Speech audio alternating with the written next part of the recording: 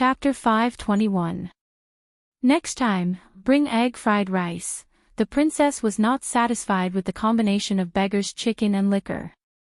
She raised her head and took another sip, then tilted her head and said to Li Yi. There won't be a next time. Li Yi thought to himself, what kind of taste is egg fried rice and liquor? He wiped the grease off his hands and said, Scholar Han fell ill, not because of you, but because of anger. Yesterday afternoon, nearly 100 women blocked the gate of Han's house. The leading old woman said that Scholar Han killed her daughter and sat on the threshold of Han's house and cried for 2 hours. Everyone in the capital knew about it. After what happened in the court spread, the gate of Han's house was splashed with feces, and the wall was painted with Old Thief Han and Traitor of the Nation, disregarding the lives of women. This alone can make his reputation plummet, and even his students have nothing to do with him. If it weren't for the intervention of the government, I'm afraid that even the gate of Han's house would have been torn down. Scholar Han fell ill last night. I heard that he almost couldn't breathe. The name of Old Thief Han has been confirmed. Now all the women in the capital are trying to ask His Majesty to pardon you. Li Yi told Mingzu all the developments from yesterday to today. The whole capital, from the government to the people, saw the power of women for the first time. It turned out that they were not as weak as they looked on the surface, and they also had the ability to stir up a storm. Li Yi did not expect this matter to have such a dramatic development. In fact, the brothel only told the people the truth. There was no embellishment, nor any artistic manipulation. The biggest effect was to let the people know the truth in the shortest time possible. Splashing feces at the door and spraying paint on the wall, who came up with this idea? They didn't even need to be taught. Women had always been a weak group and were bound by women's morality. Not to mention marriage, many people didn't even have freedom. Of course, there were some fierce women, but in general, it was a fact that women were weak. And this was also a tradition for thousands of years. It was determined by productivity. Men were noble, and women had to lower their heads and serve their husbands and children for a lifetime. Perhaps even most women themselves thought so. This concept had not been completely reversed even in the later generations where men and women were equal. However, where there was oppression, there would be resistance. Especially after being oppressed for a long time, when the resistance came, it would be especially intense. It wasn't easy for someone to stand up for women. All the women had been hoping that the princess would really do something for them. After being stirred up by great scholar Han, everyone's anger erupted. Hundreds and thousands of years of repression erupted, and something called women's rights began to awaken. Now that things had developed to this point, it was no longer just a matter of early marriage. Mingzu put down the wine jar and wiped her mouth in a magnanimous manner. Having such a stubborn old man in the imperial court will only bring more harm than good. At this moment, the imperial court is probably in an uproar. Not only the ordinary women, but the women of the noble families are also complaining. They are all going to the empress to remonstrate. Some of the concubines even reported the matter to the empress dowager. Even the empress dowager, who has been cultivating Buddhism for a long time, specially sent a decree to ask His Majesty. Li Yi looked at her and said, if this continues, I'm afraid it won't end well. This was all what Li Yi heard on the way here. It was already a big matter to use a knife against an official in the imperial court, and it involved the eldest princess. Coupled with the chaos of the Han family yesterday, it would be a wonder if the imperial court was peaceful today. Did you really not do what happened to the Han family? The eldest princess glanced at him and said. Li Yi was stunned for a moment and said angrily, do I look like that kind of person? It doesn't matter. I'm not blaming you. Her Highness patted his shoulder and said, it's all that Han guy's fault. Thank you, Li Yi's guess was right. Today, the imperial court was indeed not peaceful. It was not only Emperor Jing who had a headache. Now that things had developed to this point, the officials also felt a headache. In just one day, the entire capital was in chaos. Rumors were everywhere, and the people were angry. How His Majesty punished the eldest princess was no longer the important point. The important point was that if this went on, something big would happen. An old man held a ceremonial tablet and said righteously, "Your Majesty, the eldest princess has no regard for the law. In the imperial court, she publicly committed violence and assassinated an official in front of the civil and military officials and His Majesty. This behavior is so vile that it will not appease the people if she is not severely punished." All the officials shook their heads. Even now, he was still holding on to this matter. Did this old man not understand the situation? Great scholar Han had already been cursed by the people. The problem now was not how to punish the eldest princess, but how to appease the people's anger. Great scholar Han's words yesterday had completely pushed the imperial court to the opposite side of the people. The purpose of women's existence was to give birth. The lives of women were not important? Otherwise, why would the imperial court insist on early marriage and early childbirth, knowing that women could easily die from dystocia if they married early? Did the imperial court not see women as human beings? No one could take the blame for this. They could not, and His Majesty could not. Now, it was only the capital. After a few days, when the news spread to the other counties, the impact would be even greater. At that time, it would really be chaos. Didn't he see that even the imperial censors had calmed down and didn't mention the matter of the eldest princess anymore? At this delicate moment, if this old official still couldn't understand the situation, then official Han would be a good example. Deputy Minister Ma stood in the crowd and lowered his head in silence. Not only him, but all the censors in the imperial censor had been given a death order. Today, in the imperial court, they were not allowed to mention the eldest princess again. He knew the situation in the capital better than anyone else. After this matter, great scholar Han's reputation could be said to be ruined. The status of the eldest princess in the hearts of the people of the capital, especially the women, had long reached a new height. Whoever held on to this matter would be like great scholar Han, nailed to the pillar of shame by the people of the capital. He did not want to experience the feeling of being hated by the people a second time.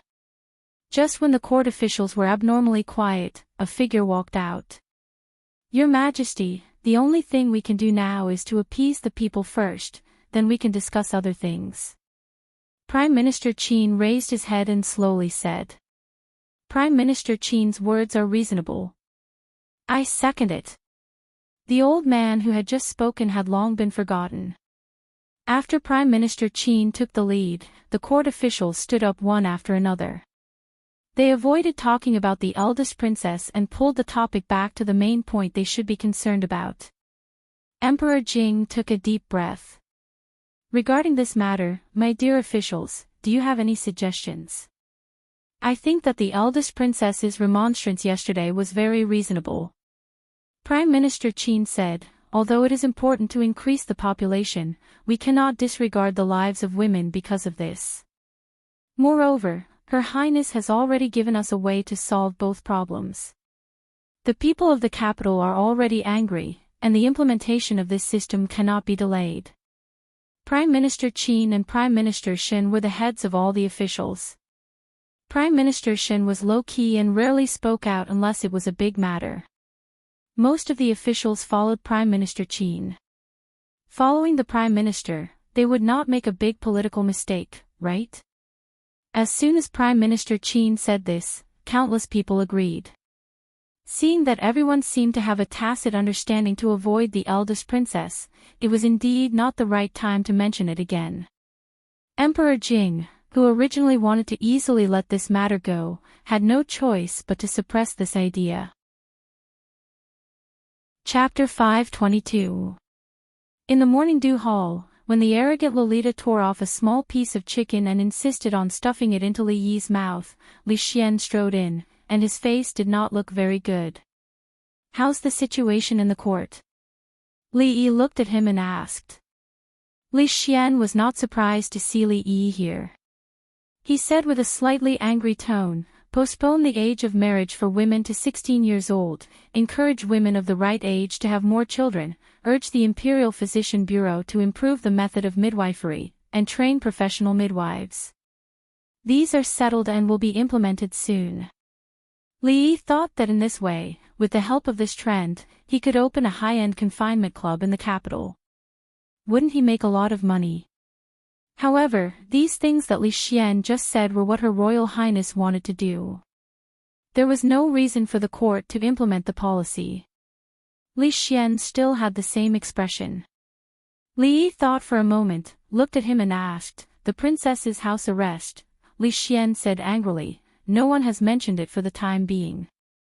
I'm afraid that when this storm is over, they will still not give up easily." Her Royal Highness took great credit for this matter.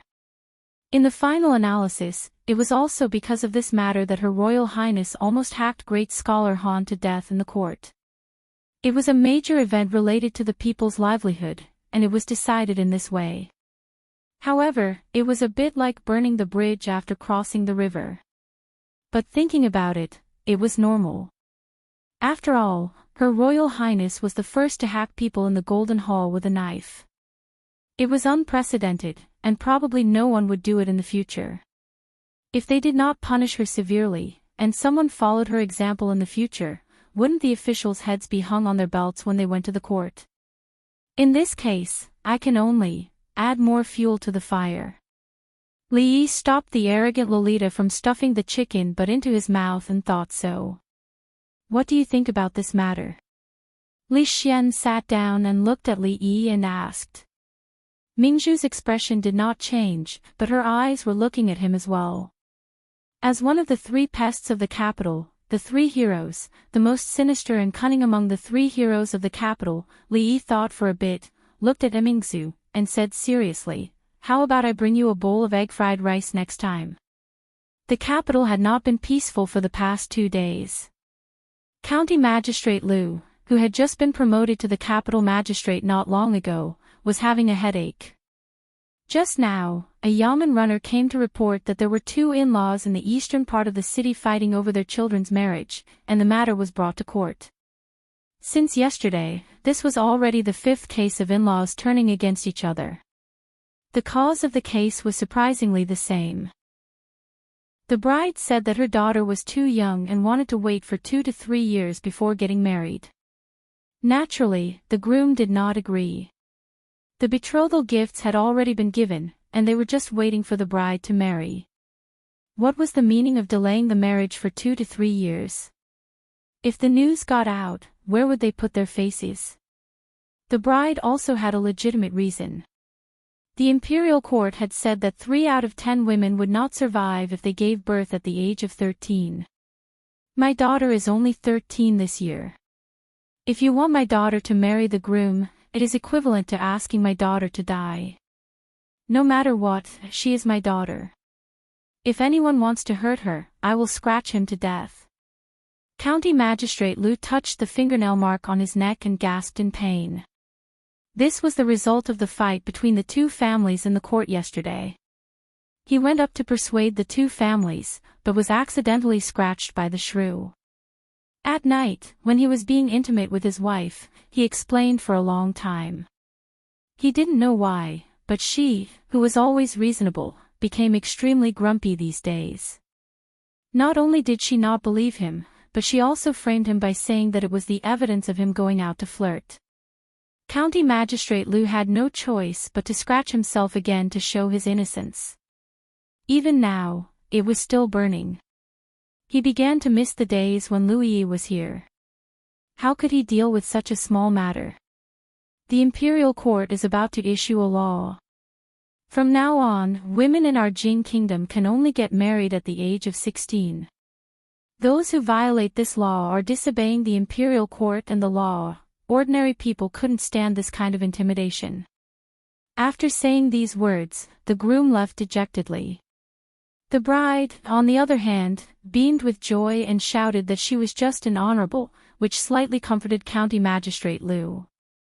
He let out a long sigh. From the perspective of justice, the imperial court's action was good, but the real trouble was just beginning. Delaying the earliest date for a woman to get married at the age of 16 also meant that those poor families also had to raise their daughters to the age of 16. For them, this undoubtedly increased a lot of burden. How many of those people at the bottom of the social ladder would treat their daughters as real people? The imperial court's action was still thoughtless. Not only that, besides the unstable feelings of the people, there were also some aspects of the capital that had become somewhat abnormal. Behind the chaos, there seemed to be an invisible hand pushing things forward, causing people to be alarmed. The inexplicable disappearance of people in the capital, the abnormalities of several dozen families in a village outside the city, the mysterious divine empress, returning to the rear hall, County Magistrate Liu paced back and forth for almost an hour. He didn't even pay attention to the concubine that came to him of her own accord. After thinking for a while, he raised his brush and began to write on a booklet. The matter of the divine empress appearing a few days ago has already been widely spread among the believers, causing them to be even more pious. In an ordinary courtyard outside the capital, a purple-clothed man had a faint expression of excitement on his face. He said to the middle-aged Taoist nun, "In these past 2 days, my religion has gained more than 100 believers. From this, it seems that the great rise of the holy religion is just around the corner." "Very good." The middle-aged Taoist nun nodded and said, "But we can't be too ostentatious. This is the capital. If we were to arouse the alarm of the Jing Kingdom's imperial court, there would be countless troubles. This subordinate understands." The purple-clothed man bowed and said these words. Then he thought of a certain matter and said, "Reporting to the Empress, this subordinate has discovered a disciple that has recently entered the religion. His ability is extremely outstanding. Half of the newly increased believers are due to his efforts. He is also a person who witnessed the Divine Empress's second appearance. This subordinate wishes to promote him to the position of yellow-clothed emissary. What does the Empress think? For such a small matter, you can decide for yourself.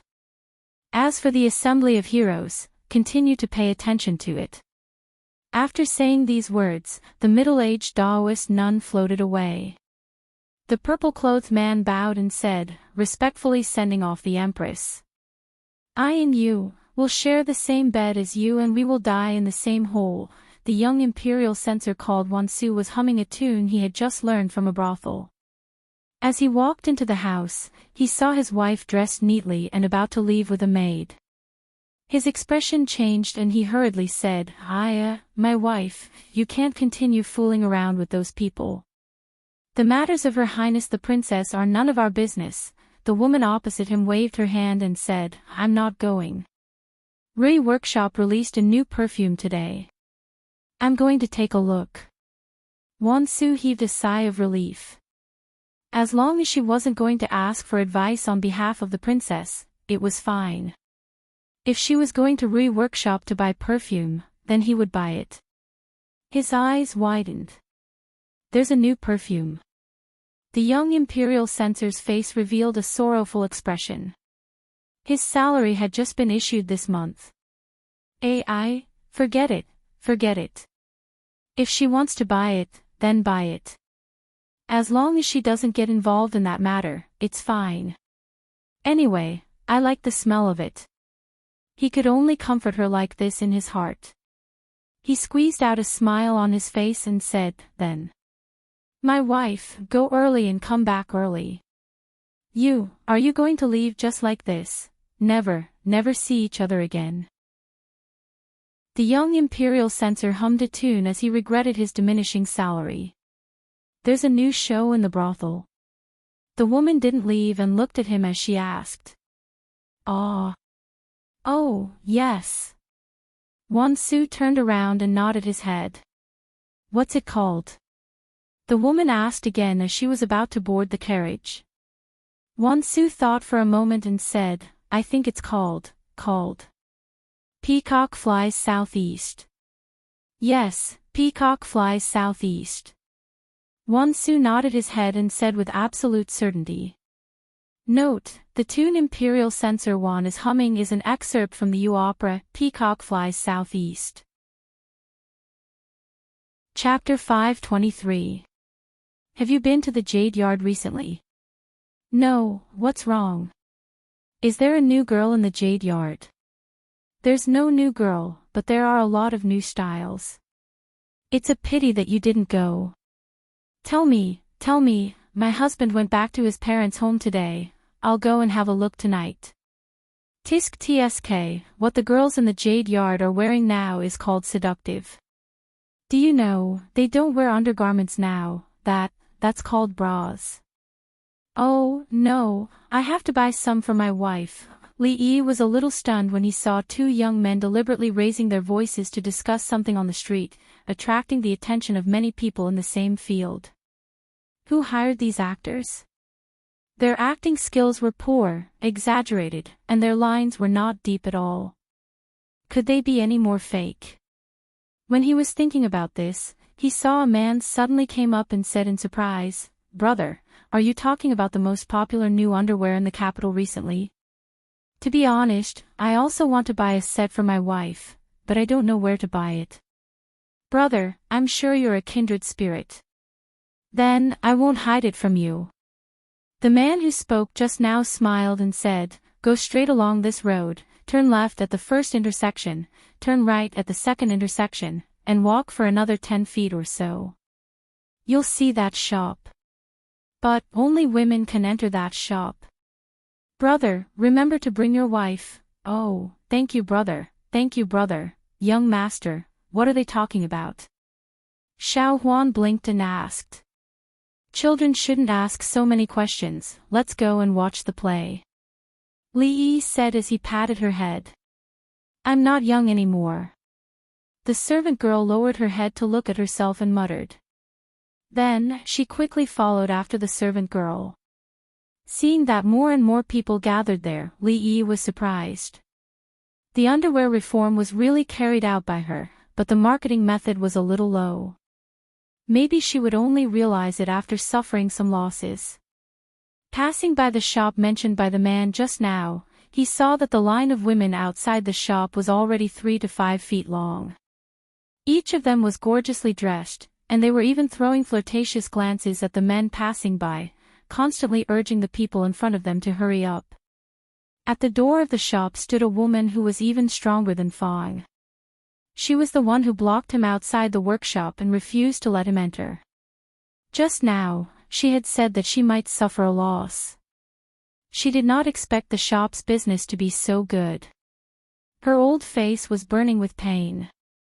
She pulled Xiao Huan away quickly. If she stayed for a while longer, she might enter the shop to take a look. It didn't take long for him to realize that the majority of those people were women from brothels. Women from ordinary families wouldn't be so bold as to openly buy those shameful and intimate items. The brothels probably had no choice but to improve their core competitiveness because of the Jade Yard. If they lost to others in certain aspects, as time went on, they wouldn't have enough fame, and the brothels would lose. Although the price of those small pieces of cloth was a little expensive, it couldn't stop the customers from liking them. To listen to the opera, they naturally had to listen to the most popular opera of the past few days, The Peacock Flies Southeast. The popularity of the brothel could be seen from the fact that the tickets for each show were sold out. There were a few standard brothels. Other than the ordinary shows, there was also a VIP area for women. The tickets for the VIP area were slightly more expensive, but the service was more attentive. In the summer, they provided free smoothies and cold drinks. As for the women's area, it was only recently opened. There was a difference between men and women, especially for women. They couldn't squeeze in with so many men in a crowded place. The one who first suggested this idea was Ruoqing. Among the women, there were actually quite a few who liked to listen to opera. They were more emotional, and they were more partial to operas that depicted love like The Cowherd and The Weaver Girl and The Peacock Flies Southeast. When Li Yi and Xiao Huan walked into the brothel, they saw many women with masks covering their faces coming in and out. From their clothes, they didn't look like ordinary people. Today, Rui was invited by the crown princess. These few days, they had a lot of gatherings. Naturally, Mississippi Lou was busy every day. Even Yongning was invited to stay in the palace for 2 days by the old emperor. In her boredom, she could only bring Xiao Huan out to watch the opera. The Peacock Flies Southeast was a recent opera.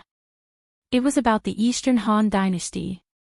The talented and beautiful Lu Longji and Lu River's petty official Zhao Zhongqing were sincerely in love. However, her mother-in-law, Zhao Zhongqing, was not able to bear a child for 2 to 3 years. Lu Longji resolutely asked to return.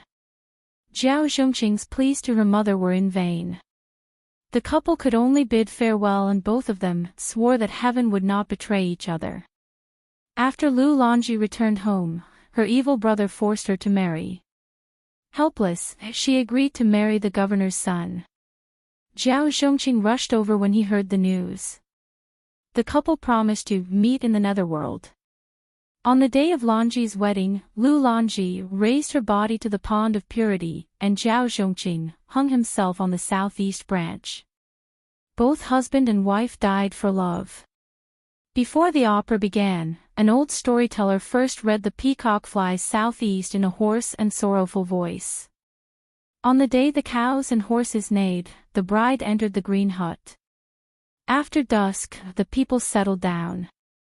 My life ends today, my corpse remains. She took off her dress and shoes, raising her body to the pond of purity. When the official heard this, he knew that they would be parting for a long time. Wandering under the garden tree, hanging himself on the southeast branch. Before the opera began, Xiao Huan was already hugging Li Yi's arm and sobbing softly. Young master, Longji is so pitiful. That old granny, why is she so bad?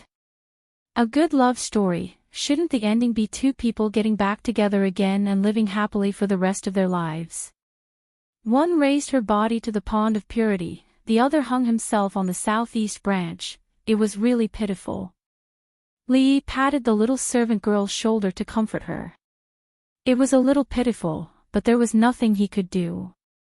If it wasn't pitiful, how could he move more people? If it wasn't pitiful, how could he cause many women to reflect on their own status and have the slightest desire to rebel against feudal ethics and feudal etiquette? If it wasn't pitiful, how could this fire burn even brighter? It was said that scholars were mostly angry youths. They dared to write anything, especially novels and plays. There was no lack of rebellious people. The scale was so big that it made people speechless. He didn't know what this nameless person was thinking. Did she think that the recent period was not too sensitive? What was her intention in writing such a thing? Was she not afraid of being checked? Was she trying to expose the man-eating nature of feudal etiquette and passionately praise Lu Longji and Zhao Zhongqing's loyalty to love and rebellious spirit of resisting oppression? Or was she trying to express the people's passionate yearning for the freedom of love and marriage?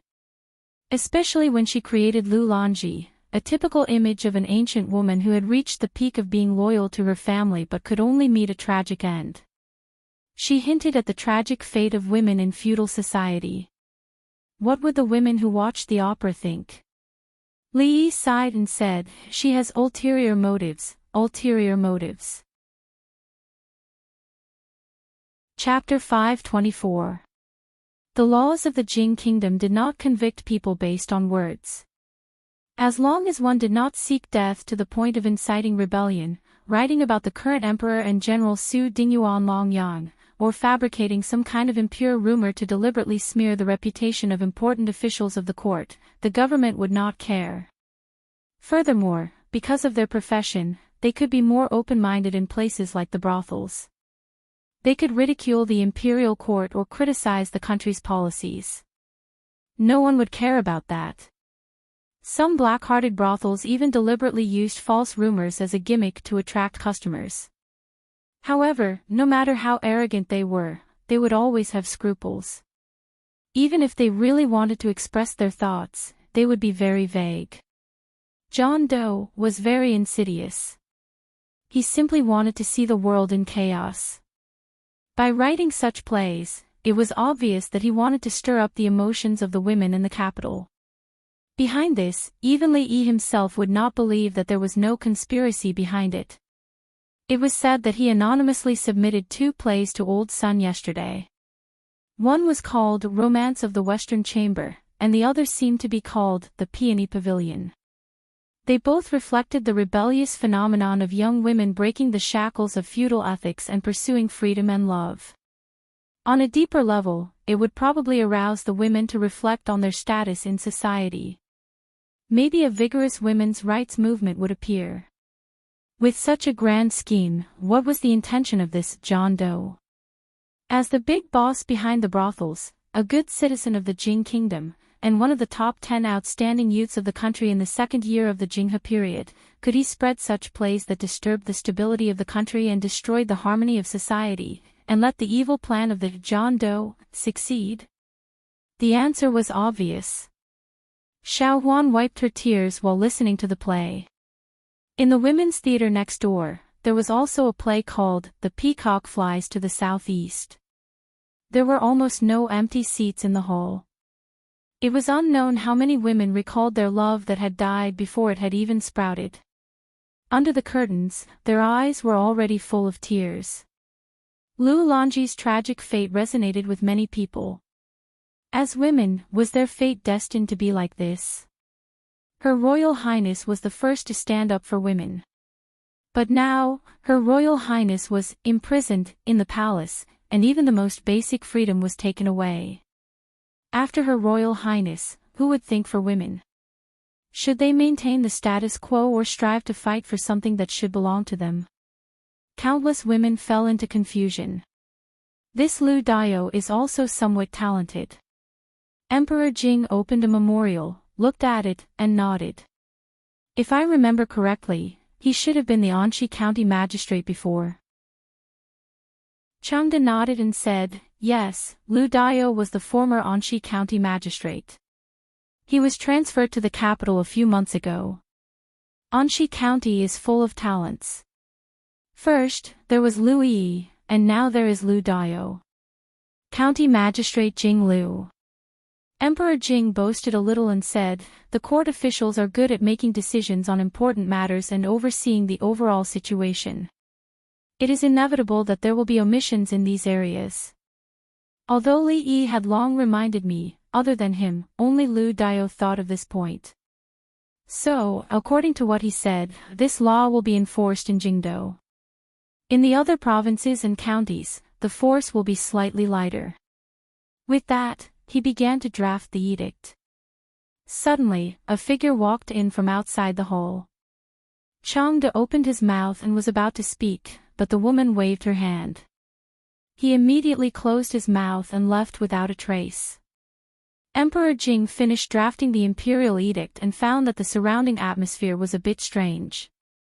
When he looked up, he said in surprise, why is the Empress here? The beautiful woman dressed in palace attire and wearing a phoenix crown looked at Emperor Jing and said directly, Your Majesty, when do you plan to release Emingsu? Emperor Jing thought for a moment and said, the time is not right. I'm afraid that she will have to endure for a few more days. The beautiful woman frowned and said, what did Emingsu do wrong? She just wanted to do something for the women of the world. Emingsu is already suffering. If your Majesty makes things difficult for her, I will not agree. Emperor Jing said, when did I make things difficult for her? She is in the morning dew hall every day. She has wine to drink and meat to eat. Other than not being able to go out, her life is much better than mine. I just want to tell your Majesty that if you still don't release Emingsu, your Majesty will have a headache. The beautiful woman said one more sentence and then turned to leave. Emperor Jing shook his head. Of course, Emingsu had to be released, but he had to wait a few more days. When the heat of the matter died down, it would be much easier. If he brought it up now, there would probably be countless voices of opposition in the court. Your Majesty, in recent days, the public sentiment in Jingdou has become more and more serious. There are even women who have formed organizations. Although we have not seen them do anything, we cannot sit idly by. In the political hall, a supervising imperial censor was reporting the situation in Jingdo to Emperor Jing. Aren't we already preparing to issue a new law? Why is it like this? A few officials furrowed their brows and asked. The supervising imperial censor was depressed and wondered why such a situation had occurred. How would he know? He also felt that after the court issued the law, the hearts of the people in Jingdo would stabilize. Those women would certainly be grateful to the court and no longer be angry. Who would have thought that the matter was becoming more and more serious? Now, it was no longer just a problem of women. No one knew who it was, but the streets and alleys of Jingdo were covered with small notes. There were only a few short sentences on them, such as, women can hold up half the sky, relying on a man can only be a princess, relying on oneself can be an empress. The empress had appeared. Were they going to rebel? Of course, the empress was just a metaphor. This was not important. What was important was that Jingdo was becoming more and more chaotic. A certain man who often beat his wife was found on the street this morning. His face was bruised and swollen, and his original appearance could not be recognized. He could only tremble and continuously say, "Heroine, have mercy." A 7-foot man now subconsciously avoided women when he saw them. It was likely that he would never be a man again in this life. A certain imperial censor who had impeached the princess returned home after a busy day. From his mother to his daughter, no one gave him a good look. There was not even rice in the pot. With great difficulty, he found 2 cold steamed buns to appease his hunger. He went to bed and wanted to be intimate with his wife. However, he was kicked off the bed. His wife was the daughter of a famous family. Although he was the head of the family, his status was only slightly higher than that of the family's dog. He could only be angry when he was kicked. That kick was really painful. A certain imperial censor rubbed his waist and continued, as of this morning, nearly 1,000 women have signed a petition for Her Royal Highness. Her Royal Highness is sharing the country's worries. In a moment of desperation, she has lost her etiquette in the court. It is pardonable. May I be so bold as to ask Your Majesty to pardon the eldest princess? Censor Lin's words are reasonable. I ask Your Majesty to pardon the eldest princess.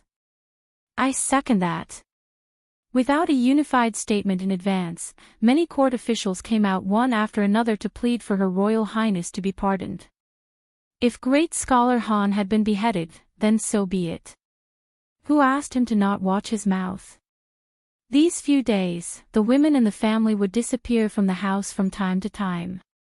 They did not know what mysterious activities they were doing. Their wives treated them coldly, and their daughters simply ignored them. Later, they found out that they were preparing to organize a group to plead for Her Royal Highness to pardon the eldest princess. Pleading was a common thing, but since ancient times, how could there be a woman who did this? Even if they ignored this matter, the family was still in a mess these few days. If Her Royal Highness was not released, they would really not be able to live on. Chapter 525. Pardon the eldest princess. Emperor Jing looked at the officials below and said, although Emingzu is the eldest princess, she committed murder in the Golden Palace. If she is not severely punished, I'm afraid it will not appease the people.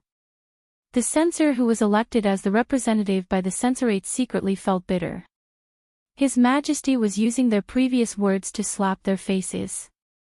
But at this time, he could only brace himself and say, the officials saw what happened that day with their own eyes. It was the great scholar Han who was in the wrong first. As an official, how can we be disrespectful to Her Highness? Her Highness is wholeheartedly serving the country. It is understandable that she was impulsive. Moreover, His Majesty has already grounded the eldest princess.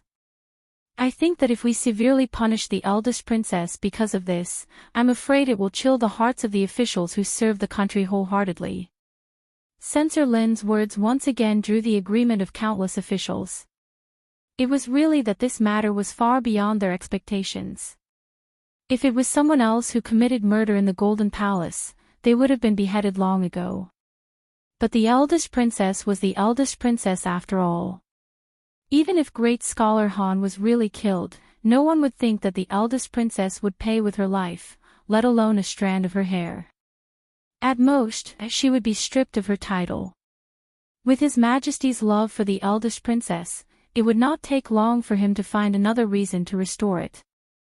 But no matter what, their attitude had to be set. If even the Golden Palace could be so easily dealt with, what was the use of the law? However, who could have expected that the public opinion was almost one-sided? If it was only the people, it was fine. Even the daughters of the wealthy and officials had a strong reaction to this. They joined forces to petition His Majesty to pardon Her Highness the eldest princess. Some daughters of the prestigious families had even set up an organization called the Women's Union. This Women's Union was different from the Poetry Society and the like. Its purpose was to solve the difficulties of women. In recent days, they had vigorously promoted the matter of late marriage and late childbirth in the capital city. To some extent, it had saved a lot of effort for the court. Although Her Highness the eldest princess was still grounded in the palace, she was the first president that they had jointly elected. These days, she had been going around for the eldest princess's matter. Even the officials had a headache. Every single one of these women had a powerful background. The Wang clan and a few other large clans, families of generals, a few princesses, and even a few ministers of the imperial court had people from their families. This was a force that could not be easily shaken. Since all of you have said so. Emperor Jing looked thoughtful and said, Changde, go to the morning dew hall, you're out so soon. Li Yi looked at Her Royal Highness who was standing in the courtyard in astonishment. It seemed that the officials in the court were even more impatient than he had imagined. Women's Union? Mingsu looked at him and asked, is it your doing? What women's union? Li Yi looked back at Li Xian and asked, you did it. Li Xian shook his head. He had indeed done a lot of things these days, including encouraging the Wang clan and a few other large clans and families of generals to unite to put pressure on the imperial court. But this women's union really had nothing to do with him. It's a new organization established by some women from influential families in the capital. They said that they wanted to unite and do something for women. They elected me as the first president. I'm considering. When Mingsu hesitated, Li Yi waved his hand and said, what else is there to consider?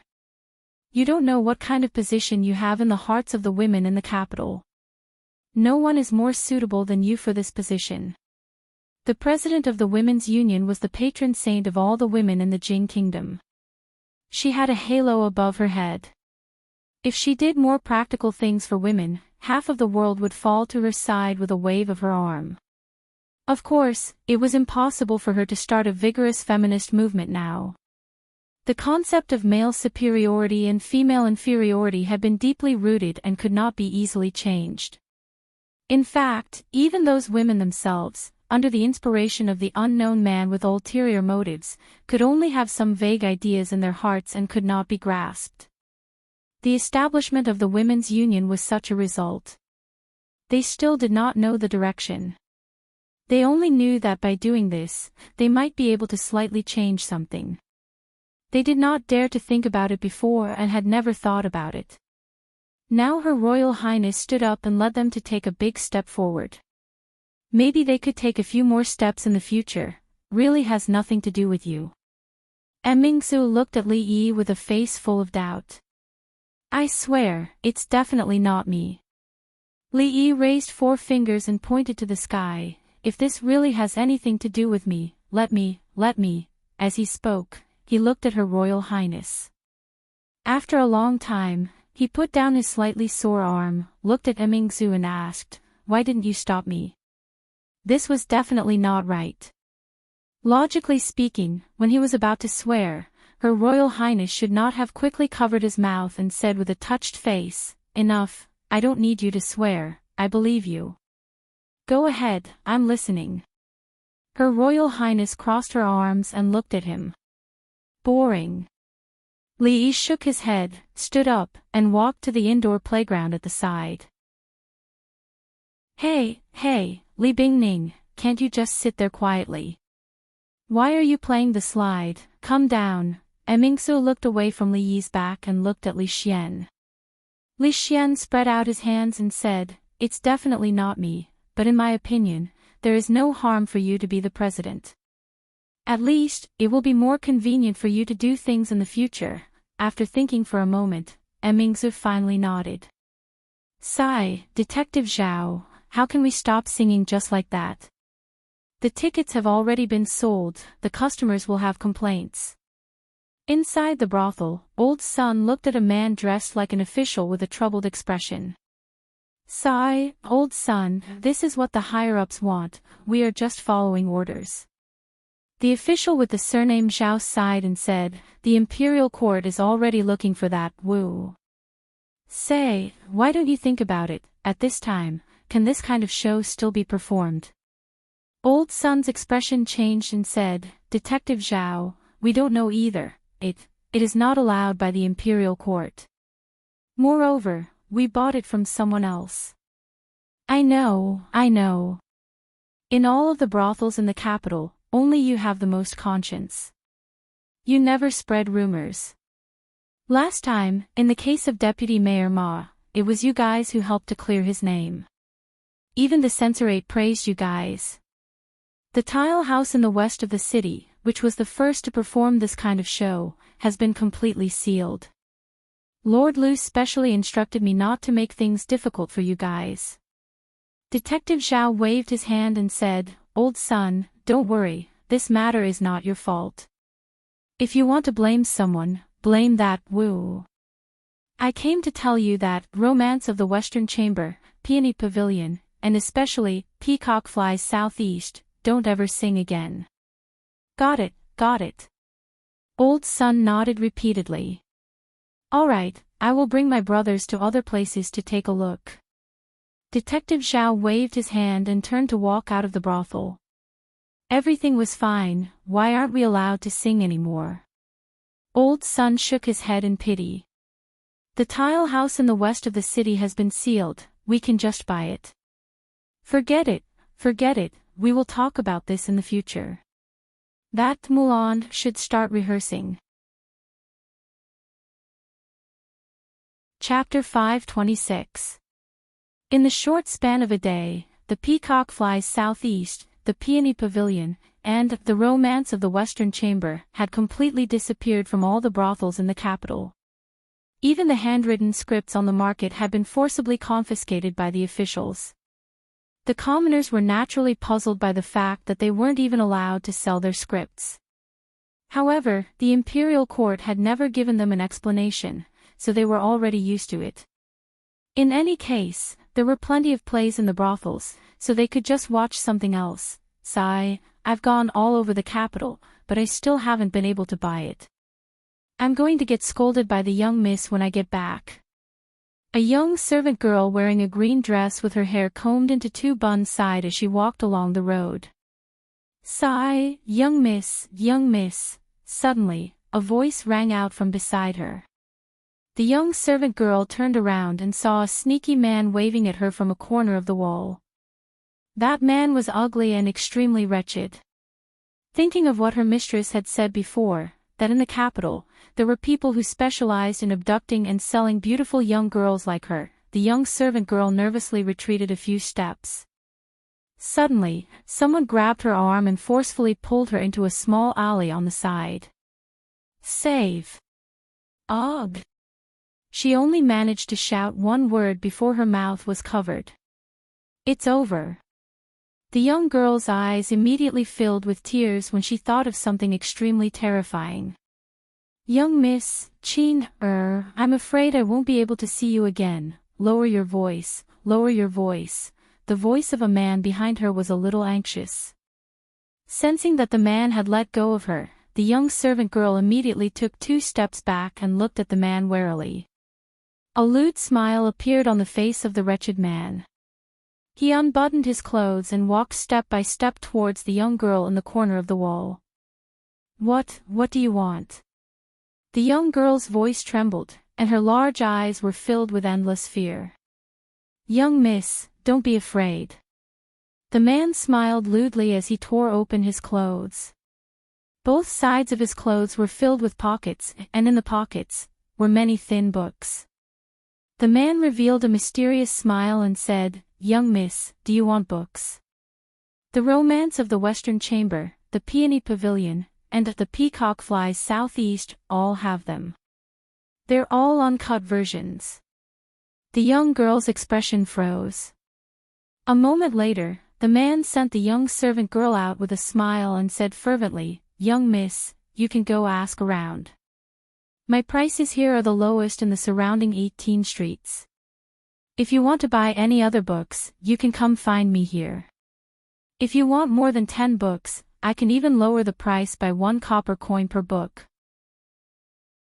That depends on how clear your copy is and how many mistakes there are." The little servant girl waved her hand and said, "All right, if you still want to buy it, I will come here to find you." The girl carried the booklets like a thief and disappeared into the crowd in no time. "I'm not allowed to sing anymore." Li Yi took a sip of tea and asked. Old Sun, who was sitting to the side, shook his head and said, "Yes, the government just sent someone yesterday to say that Peacock Flies Southeast, Romance of the Western Chamber, and Peony Pavilion are not allowed to sing. If you don't want me to sing, then I won't sing." Li Yi waved his hand and didn't care at all.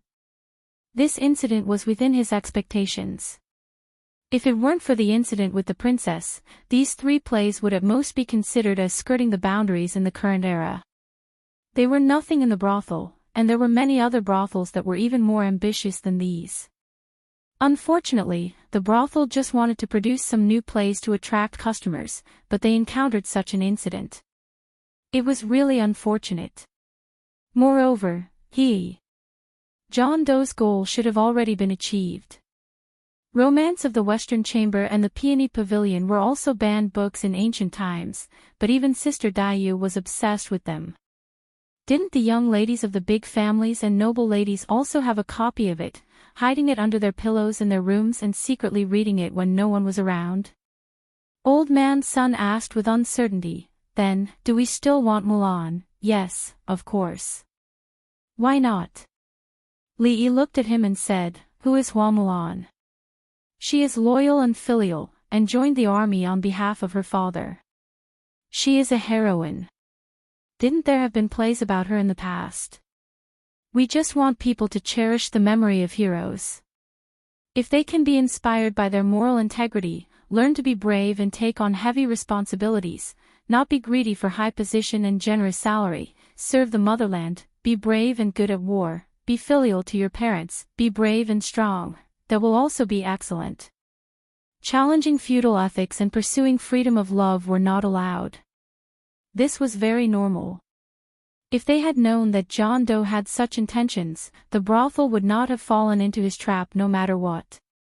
However, since they were not allowed to do negative things, they could at least do something positive, right? The story of Hua Mulan, the heroine, had inspired countless people since ancient times. Although the dynasties had changed, there were still many dynasties that officially defined her as a national hero, and her story was widely spread. Although Her Royal Highness was a woman, she cared about the country. She was of noble birth. In order to understand the feelings of the people, she was willing to leave the palace and become a small constable. When the country's reputation was about to be damaged, she stepped forward bravely and risked her life to fight a grandmaster.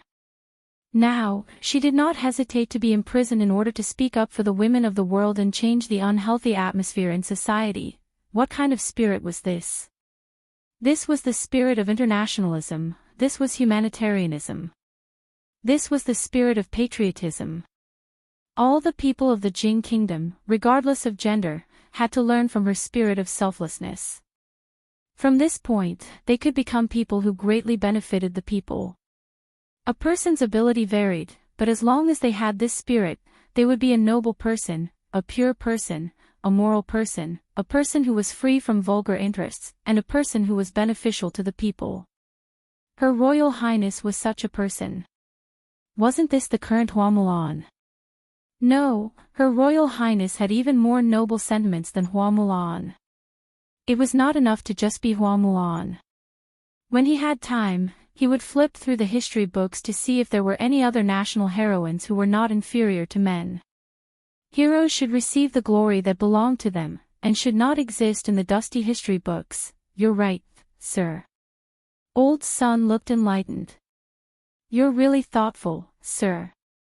I'll go back and urge them to hurry up and rehearse. Also, I'm afraid that this kind of play will be more popular among the women. When that time comes, we should add a few more women's performances. Fong was arm wrestling with Princess Shanning's guards on the stone table in the courtyard. It was a 1v5. All 5 of them were red in the face, but he still looked relaxed. The arrogant Lolita was so angry that she kept complaining that her guards were useless. She stopped watching and ran to the side with Yongning to play on the swing. After watching Old Sun leave, Li Yi stood in the courtyard and let out a long sigh of relief. After all, this was a feudal society. To be able to do this was already the best that could be achieved. The concept of men being superior to women had existed since ancient times. With the development of history, the status of women became lower and lower. However, it did not fall in a straight line. There would always be some ups and downs. During the Tang dynasty, the status of women had reached its peak in the past few hundred years. Divorce was common. Not many people would criticize a woman for not following the virtues of a woman if she rode a horse and hit a ball in public. It was even more so in the palace. There were countless love triangles and quartet relationships. Of course, the elegance of the women of the Tang dynasty was not something that the women of the Jing kingdom could envy. However, they were still the continuation of the Tang dynasty, so they could always inherit some of the style of their predecessors. This was especially reflected among the nobles. In recent years, the emperor had deliberately supported the poorer students and weakened the influence of the rich families in the court. The poor students had a weak foundation and needed to find a backer. The rich families wanted to expand their influence, so the daughters of the rich families married into the lower class. This was the best choice for both sides. In the past few years, it was popular to the point that some married students did not dare to look at the list. Not to mention the poorer students, among the noble families, the probability of marriage was close to 90%. Who didn't have a powerful family and had not suffered much since childhood? How could they be bullied if they married into your family?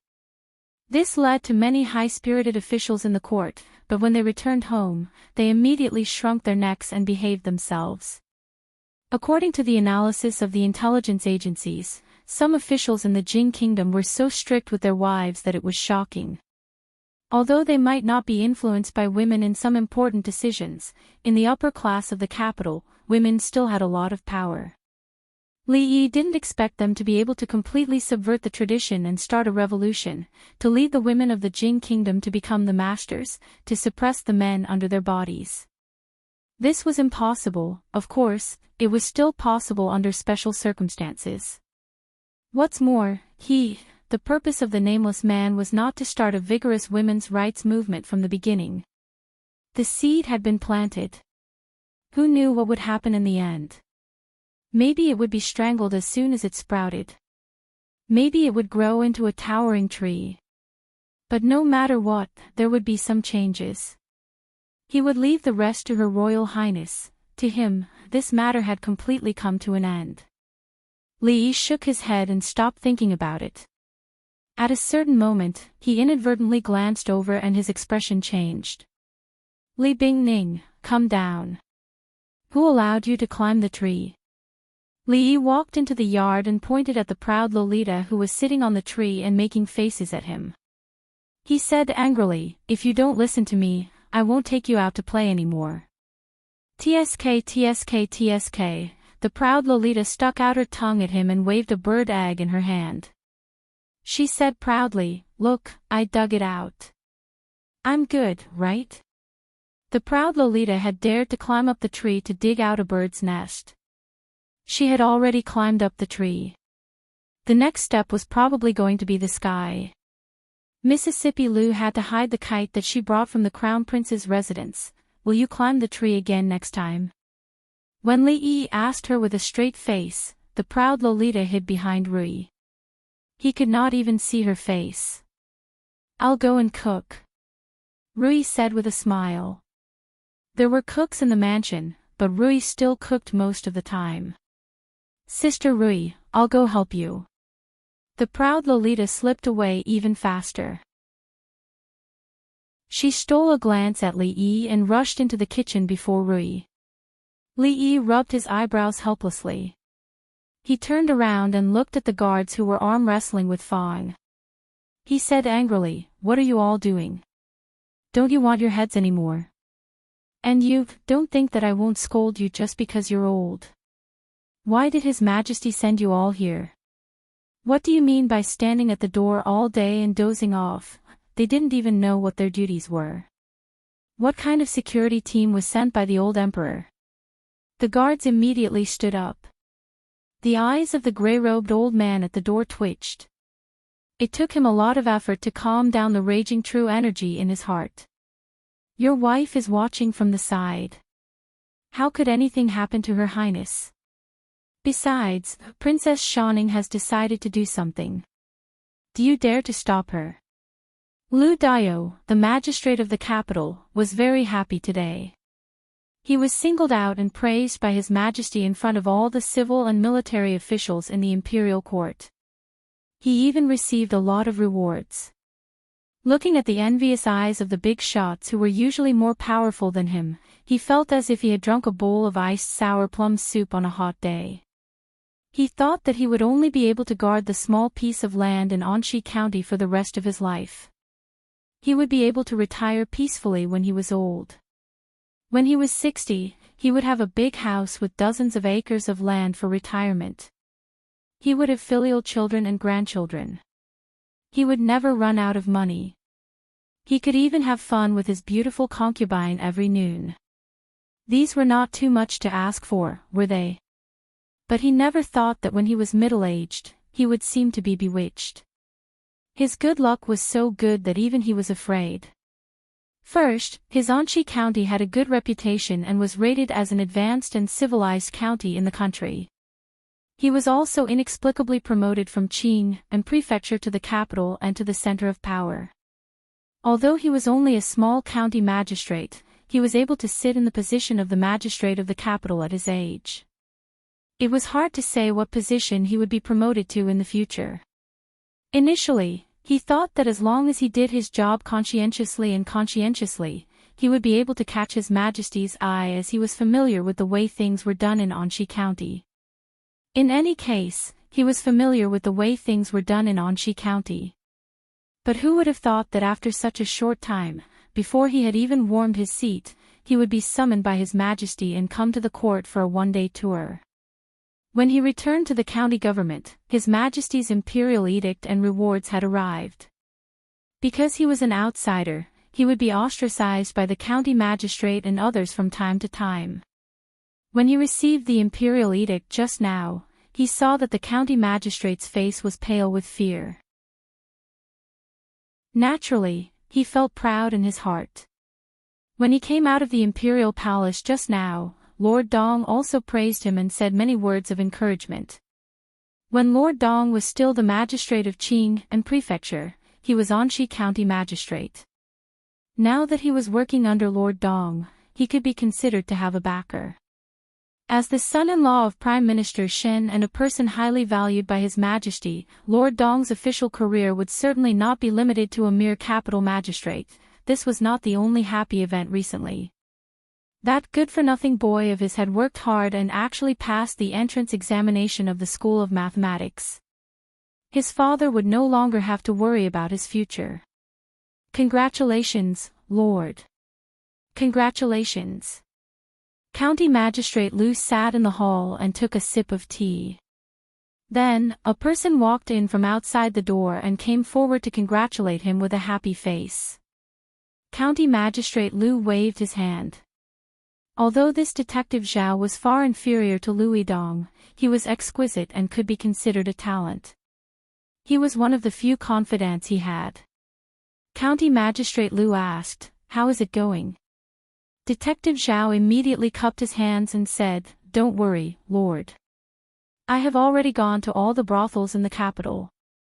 There are no more brothels performing those plays. The handwritten copies sold on the streets have all been brought back to be destroyed." County Magistrate Lu took another sip of tea and said, "The court has been paying close attention to this matter these days. You have to keep an eye on it. If there are any discoveries, do not let it go." "Yes. I understand."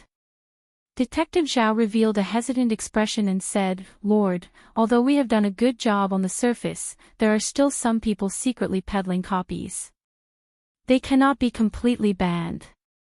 Their movements are secretive, and it is impossible to completely ban them. It is enough to do a good job on the surface," County Magistrate Lu said as he stood up. That nameless person with ulterior motives had used these sensitive dramas to incite the women of the capital, which was why the capital had been in chaos a few days ago. Now that Her Highness had been released from house arrest, even if those dramas were still being circulated in a small circle, they wouldn't be able to cause any more waves. County Magistrate Lu curled his lips as he walked out of the door. Those plays were a bunch of nonsense. They said that women should pursue free love, which violated the etiquette and the law. Fortunately, his daughter had been at home all the time and was not poisoned by those dirty thoughts. However, he still had to listen to the Princess Royal Highness. Yun was only 14 years old this year. He had originally planned to arrange a marriage for her this year, but now it seemed that it would be better to postpone it for another 2 years. County Magistrate Lu walked to the door of his daughter's room and saw that it was unlocked. He wanted to knock on the door and enter, but he saw his daughter leaning over the table and not moving for a long time. "Yun, what are you doing?" He walked in and asked with some doubt. "Ah, father, why are you here?" Hearing the voice, the girl's expression changed and she hurriedly closed the book in her hand. County Magistrate Lu glanced at the book and saw the 3 big words, "Romance of the Western Wing," on the cover. Chapter 527. It's over, it's over. Miss has been discovered. The girl named Xiao Qin put her ear to the corner of the window and looked frightened. "I'm so angry. I'm so angry." After a while, County Magistrate Lu came out of his daughter's room angrily and locked the door. Seeing the little maid standing by the window, he asked, "Xiao Qin, come here." The little maid trembled and came over. County Magistrate Lu threw the book, Romance of the Western Wing, on the ground and asked angrily, "Tell me, how did Miss get this book?" Master, I. Seeing County Magistrate Lu's angry look, the little maid trembled and couldn't say a word. "Did young master give it to her?" County Magistrate Lu suddenly frowned. This guy doesn't learn good things all day and only teaches his sister bad things. How dare he give her such a shameless book? I'll skin him alive. Ah. The little maid looked puzzled. Young master. It's really that brat. County Magistrate Lu's face darkened and he said, "Keep a close eye on Miss and don't allow her to step out of the door." "Brat, he's getting bolder and bolder." "Oh." The little maid stood there in a daze with a silly expression. Dad, it's really not me." The young man leaned against the window and shouted, "I've been studying mathematics at home these days." "Dad, let me out." "Dad, I admit that I went to Jade Courtyard 2 days ago. But what happened to my sister has nothing to do with me." As County Magistrate Lu walked out of a moon-shaped door, the young man's voice gradually disappeared. "All of them have grown up. County Magistrate Lu's face was livid. His daughter watched that kind of indecent drama and his son went to a brothel. No matter how he looked at it, it seemed that he, as a father, was not strict with his children. He had been busy with official affairs these days and indeed neglected to discipline them. Hey, where did Lord Lu go? Detective Zhao looked around the county government office with a puzzled expression. Until he saw a figure coming from the arched door, he hurried to greet him and said, "Lord, what's the matter? Say it." County Magistrate Lu had a belly full of anger and had nowhere to vent it, so he said coldly. Detective Zhao was startled. He knew that something was wrong with Lord Lu. If he had known earlier, he would have kept a low profile for a while. But now, he had no choice but to bite the bullet. He carefully said, "Sir, in the city, the brothel in the city has a new show today. It's called Mulan, Hua Mulan." Lord Lu raised his eyebrows and said, "Why is it a woman again? What do they want? Didn't I say that we are not allowed to sing these kinds of nonsense?" Now that he heard things related to women, he was annoyed, so he naturally spoke with some anger. "In that case, I'll tell them that they're not allowed to sing this song either." Detective Zhao probed. County Magistrate Lu said coldly, "You're not allowed to sing. If anyone sings in a brothel again, bring him back." Then, he added, if it's old son, try to persuade him." "All right, I'll go now." Detective Zhao nodded. "I'll take my leave." He turned his head and walked out, mumbling, "Everyone says that Her Royal Highness is the reincarnation of Hua Mulan. Women are not inferior to men. Who is Hua Mulan? How can she be compared to Her Royal Highness? Her Royal Highness." County Magistrate Lu's expression changed, and he immediately said, "Come back." "Sir, is there anything else?" Detective Zhao quickly turned his head. County Magistrate Lu looked at him and asked, "Is it just Hua Mulan? Is there anything else?" Detective Zhao asked doubtfully, "Sir, what do you mean?" County Magistrate Lu looked at him and asked, "Is there anything about eloping, drowning in the river, adultery, freedom of marriage, or anything like that?" Detective Zhao thought about it and said, "I don't think so. That Hua Mulan is a heroine. She's loyal and filial. She's brave and smart. The people are saying that Her Royal Highness there's no elopement. Why are you reporting that she drowned in the river?" County Magistrate Lu pointed at his nose and said, "Do you have nothing to do all day? Hua Mulan is a national hero. She's not inferior to men. Why do you care about her singing and praising her? Do you think that I'm not busy enough?" Detective Zhao stood rooted to the ground. His breathing was rapid, and his chest was heaving up and down. After a long time, he gradually calmed down. He looked at County Magistrate Lu and said, "Sir, I have something to say. I don't know if I should say it." "Say it." County Magistrate Lu was affected by what had just happened. His tone was slightly gentler. I forgot." Detective Zhao sighed. In the end, he didn't have the courage to say those 3 words to Lord Lu.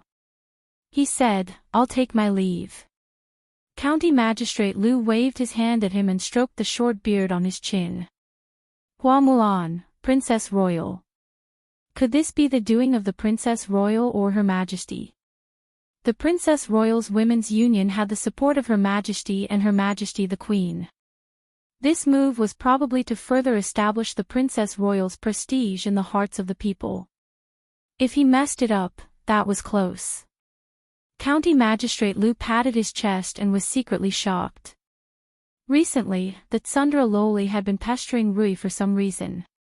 She stopped swinging on the swing and stopped playing on the slide. Instead, she circled around Rui all day. Her behavior was extremely abnormal. It was not easy to get rid of her. Only then did he have time to spend alone with Rui. Before he could walk over and talk to her, Mississippi Lu stood at the door and coughed softly. She looked at Li Yi and said, "Can you go out for a while? I have something to say to my sister." One Sundra Loli had just left, and now another one was here to cause trouble. Li Yi glanced at her and said with some dissatisfaction, "What is it that you can't say directly?" Leaning against the door, Mississippi Lu crossed her arms and stared at him. After a while, Li Yi and Sundra Loli squatted in the yard.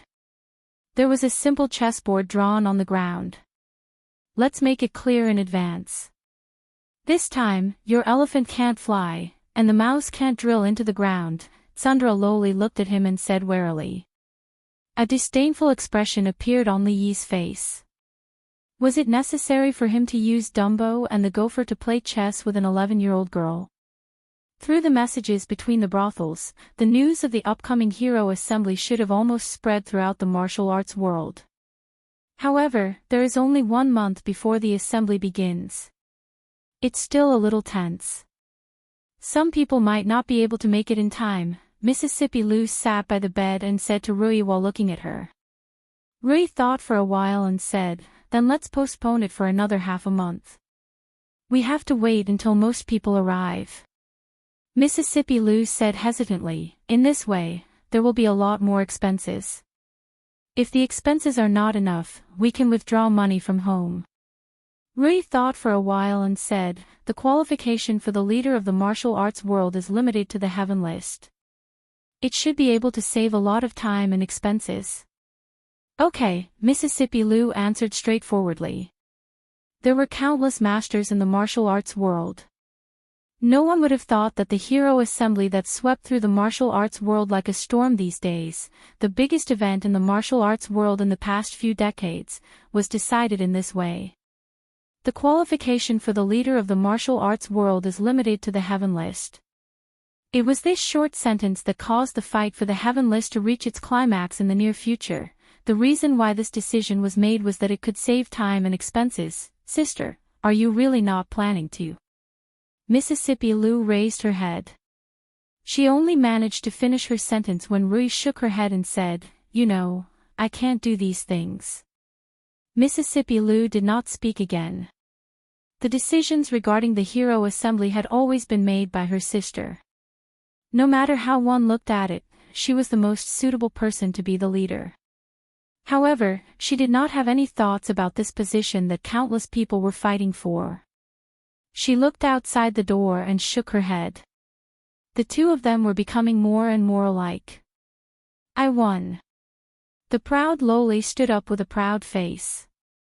"If you don't act shamelessly, you won't be able to win against me." Li Yi frowned and thought for a while. He raised his head and looked at her. He asked, "Have you heard of Tiger? The kind that can jump out of the enemy's encirclement with its tail."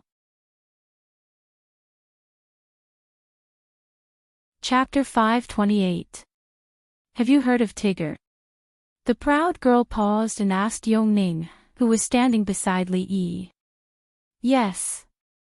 Yongning nodded. "Winnie the Pooh, Tiger, Air. I've heard of them." "I'm done, you two teamed up to trick me." The proud girl walked angrily into the room. "Royal sister, I didn't. I've really heard of them. If you don't believe me, I'll draw them for you." Yongning glanced at Li Yi and followed. It was very pitiful for her royal sister to not even know about Pretty Goat. Now, she had not even heard of Winnie the Pooh and Tigger. To her, this was unimaginable. Li Yi shook his head. She was done playing so soon. He still had a howling celestial dog that could eat an elephant that he had not sent out. Jingdo was under the feet of the emperor. Any strange movement was under the court's watch and would never cause too much trouble. The chaos in Jingdo caused by the eldest princess's incident did not last for long. Under the heavy pressure of the court, it gradually calmed in the following days. In the Jingdo brothels, peacock flies to the southeast was no longer heard of. On the market, it was also difficult to buy Romance of the Western Chamber and the Peony Pavilion, which had already been listed as banned. However, in a woman's boudoir that was difficult for outsiders to enter, there were a few thin books under her pillow and mattress. She would only read them in the quiet of the night. Sometimes her face would flush, and sometimes she would cry. There were also ghost-like figures wandering around the streets and alleys. Their eyes darted everywhere, fearfully avoiding the officials. If they saw a young woman poking her head out on the street, they would carefully approach, pull open a slit in their clothes, and say in a low voice, "Girl, do you want the excellent edition of Romance of the Western Chamber, the Peony Pavilion? 10 copper coins a copy, honest with all ages." The Women's Union, which had made a lot of noise, did not make any big moves after His Majesty lifted the eldest princess's confinement. They only made a lot of efforts to help the court carry out the new policy of women's marriage. Not only did they get a lot of praise in the court, but their influence among women was also growing day by day. The imperial court still did not give up on the investigation of John Doe. This kind of person who had ulterior motives and incited public opinion was really hateful. If they did not control him, he would probably cause more trouble in the future. Of course, none of this had anything to do with Li Yi. These days, he was quite idle. Her Highness the eldest princess was busy with other things. Naturally, the frequency of the Tsundra Lolita leaving the palace could not be too frequent. Although this caused his super-invincible celestial dog to not have a place to use it, every few days, he would go shopping with Ru Yi, listen to plays, and play with Yong Ning and Xiao Huan. His days were rather leisurely. In the blink of an eye, it had been more than a month since Yong Ning left the palace. "Whose child is that?" Xing Zumo asked Li Yi, looking at the little girl playing with Xiao Chui and Yu Zhu. "A relative." Li Yi could only answer this way. Even the old mistress almost couldn't control herself when she found out about Yong Ning's identity for the first time. The fewer people who knew about this, the better. Moreover, for her, she preferred the life of an ordinary person at the moment. These days, he would occasionally bring Yong Ning here. After all, the brothel was getting bigger and bigger. In addition to the capital, it had spread to countless states and counties. The speed of its expansion was astonishing. As the mastermind behind the scenes, as the shopkeeper, as the behind-the-scenes shopkeeper, he naturally couldn't ignore everything. In fact, the interior of the brothel had been divided into various departments. Old Sun was only responsible for singing, acting, and the like. Wan Ruoqing mainly focused on the business under the brothel. Xing Zumo, as the chief designer and general manager of the new lingerie, decided what the women who walked in front of the trend wore and how they wore it. In the details, Li Yi could no longer tell them what to do. As long as he could ensure that there were no mistakes in the general direction, he could let them do whatever they wanted. Of course, today's brothel naturally had more than what was on the surface. The complicated intelligence organization, the loose Second Young Ladies Lu Alliance, and the Chivalry Ranking Board, which had a strong appeal, were all part of this huge organization. By then, that small shack had become so big that no one could ignore it. Yong Ning walked over from afar and fed a piece of osmanthus cake to Li Yi. She said, "Brother, this osmanthus cake is so delicious. When we go back, let's bring some for Sister Rui, Sister Xiao Huan, and Sister Duanwu." The old man standing behind her was already used to this. He wasn't surprised at how the princess called Li Yi. "Little sister, what's your name?" Xing Zumo squatted down and picked Yong Ning up. She tapped on her nose and asked, "My name is Li Sini." Yong Ning wasn't shy at all. She was no longer the silly princess who only stared at the sky. She looked back at Li Yi and said, "Brother, I've seen this sister on TV before." Court examination. Xing Zumo was confused. Li Yi didn't explain to Xing Zumo. Yong Ning was a child after all. Although he had warned her many times to be careful with what she said in the future and not to tell others what she knew before, a 5-year-old girl would sometimes say whatever came to her mind. Even at home, there would often be such awkward scenes. Rui and Xiao Huan were already used to this. TV means. Anyway, they are praising you for being beautiful. Li Yi thought for a long time but couldn't come up with a reasonable explanation. He looked at her and said, "Children speak without fear. Don't take it to heart." Children's ability to distinguish was not very good. Perhaps they thought she was a character in a costume drama on TV. Actually, after hearing what she said, Li Yi also felt that she was somewhat similar to a famous actress in costume dramas. Children speak without fear.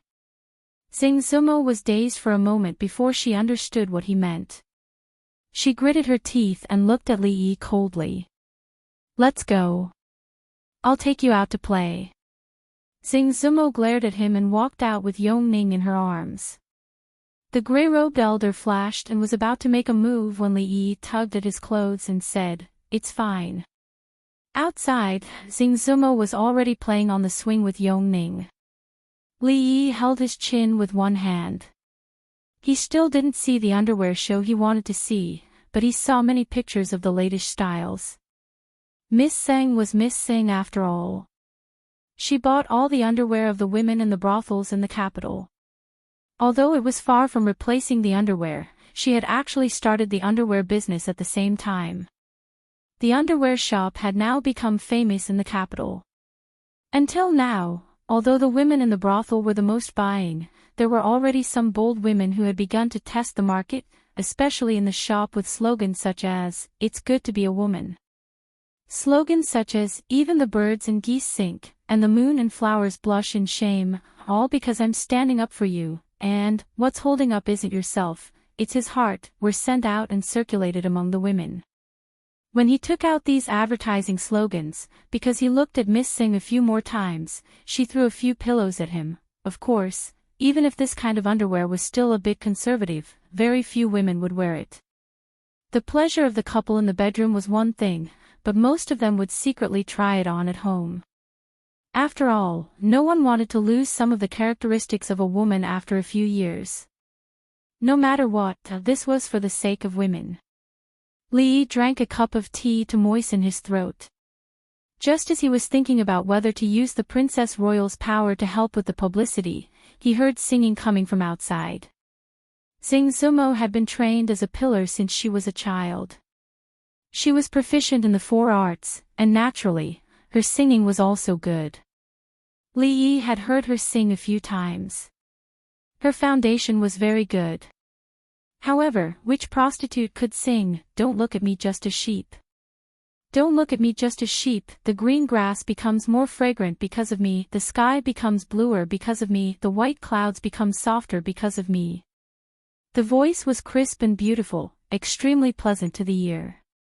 Li Yi didn't have time to swallow a mouthful of tea and sprayed it all out. Chapter 529. She's an 18 or 19-year-old girl. Isn't it childish for her to sing such a song? Li Yi shook his head. When he walked into the yard, he heard Xing Zumo's maids, Xiao Chui and Xiao Zhu, whispering. "What happened to that chin from last time?" Xiao Zhu glanced in the direction of the swing. Seeing that Xing Zumo wasn't paying attention, she asked quietly. Xiao Chui pouted and said, "What else?" "He came several times, but Miss didn't see him. I heard that Chen's family is quite well off. His family is an official, so what if he's an official? We even know someone with a title." Xiao Chui didn't care at all and said, "That Chen isn't good looking. Miss doesn't want to be his concubine. Being an official isn't good. Miss will be wronged if she goes there. If the young Miss went over, she would naturally have to follow." That young Master Chen was actually quite good looking. He was a fair-skinned young man, but compared to young Master Li, he was still inferior. Even if it wasn't for the young mistress, for her own sake, she would definitely choose someone she liked more. However, Miss Li didn't seem to have that intention. This wouldn't do. How about waiting until the next time Miss took a bath or changed clothes, and then let Li in? This could be considered. It would be best if the rice could be cooked. Li walked over and asked curiously, "What Chin?" Xiao Chui looked back at Li and said, "He's an admirer of Miss and wants to take Miss as a concubine. He's been here many times." After saying that, he stared at the expression on Li Yi's face. Concubine. Li Yi's expression changed. This wouldn't do. If Goddess Luo Shui ran away with someone else, where would he find such a good chief designer, chief artist, chief brothel manager? Wouldn't everything be a mess? Seeing the expression on his face, Xiao Chui finally relaxed. "What are you talking about?" Xing Zumo walked over with Yong Ning in her arms. "I'm talking about Qin," Xiao Zhu said immediately. Xing Zumo panicked for some reason. She looked at Li Yi and shook her head. "Why are you talking about him? He has nothing to do with us." "Exactly." Li Yi nodded and said in complete agreement, "A woman is 18 years old. Even the imperial court has said that it is most appropriate for a woman to talk about marriage after the age of 20. By the way, what is the background of that Qin?" Xiao Chui thought for a moment and said, "In Chen's home, it seems like there is some kind of minister-counselor." "What kind of wolf is a squire wolf? Does it bite people?" Xiao Zhu asked suspiciously. "Minister-counselor." Li Yi shook his head and said, "How can a mere minister-counselor be worthy of your miss? The son of the minister-counselor is even more unworthy. The next time he comes, tell him to wait until he dismisses the Minister of Rights and takes the seat himself before we discuss this matter." Xiao Chui nodded vigorously. Xing Zumo looked at him. Although his words were pleasant to hear, why did she still have the urge to slap him? Xing Zumo glared at him and said, "Bah! The Minister of Rights is already a third-rank official. How can you say something like this?" Li Yi sighed and said, "Self-improvement is the most important thing for a woman. If you look down on yourself, who will look up to you? So what if he's the Minister of Rights? So what if he's a third-rank official? You are the famous Luo Shui goddess of the Jing kingdom. Just say the word, and the line of suitors will stretch from here to outside the city. How can you not have this little bit of confidence?" Xing Zumo, Li Yi waved his hand and said, "Don't worry, after today, I will arrange for a few more people to guard this place. If that Qin guy dares to disturb again, break his legs." "I haven't thought about marrying yet." Xing Zumo glanced at him and said. Li Yi nodded and said, "That's right. As citizens of the Jing kingdom, we must respond to the call of the country. Don't be in a hurry to marry." They came in a particularly relaxed mood, but they were a bit annoyed when they left. This bastard surnamed Qin, why did he come to make trouble at this critical time? Miss Zhang was only 18, 2 years away from turning 20. She couldn't even get a marriage certificate, let alone ask for a marriage. Besides, the Ministry of Rights was surnamed Qin. Wasn't this clearly related to Duke Chen's mansion? The Ministry of Rights was basically the territory of the Qin family, so this minister-counselor should be the same. He was probably a branch or relative of the Qin family, related to Duke Chen's mansion. There weren't many good people among them. Could he push Miss Zhang into the fire pit? Obviously not. He was willing to go through fire and water for a friend, even if he had to offend the Qin family for this. Although it seemed that he had already offended the Qin family a long time ago. Li Yi sighed. If Miss Zhang wanted to leave, he would really be reluctant. Although the two of them hadn't gotten along since the first time they met, they had gone through so many things together, not just because of her importance in the brothel and other places. He was just joking just now. With her character, if she really wanted to do something, probably no one could stop her. Ever since she resolutely left the Jadeite courtyard when she was the most popular, Even though she became famous because of the goddess of Luo River and her value skyrocketed 100 times or even 1,000 times, she still didn't regret her decision. She lived a hard life with Xiao Chui. From this, it could be seen what kind of opinions she had. Of course, if she really chose to leave, Li Yi wouldn't stop her. Of course, he still had to stop her. He had to persuade her with love, reason, and profit. No matter what, he had to make her stay. No matter how selfish he was, he couldn't let her stay in the brothel for the rest of her life. That day would come eventually. Li Yi had a headache. Was there a way to completely solve this problem? Brother, I like that sister sang just now. On the road, Yongning suddenly turned her head and said while holding his hand. Li Yi squatted down and picked her up, letting her sit on his shoulder, and said, "Why does Sini like her?" "She sings for Sini," Yongning said while swinging her legs. Li Yi shook his head. Yongning's affection for Xing Zumo wasn't because she was willing to sing that kind of childish song for her. In her subconscious mind, she probably also regarded Xing Zumo as someone familiar in her previous life. Even if she had only seen Xing Zumo on TV, it was already precious to her. "Brother, do you like Sister Xing?" Yongning grabbed Li Yi's neck and asked.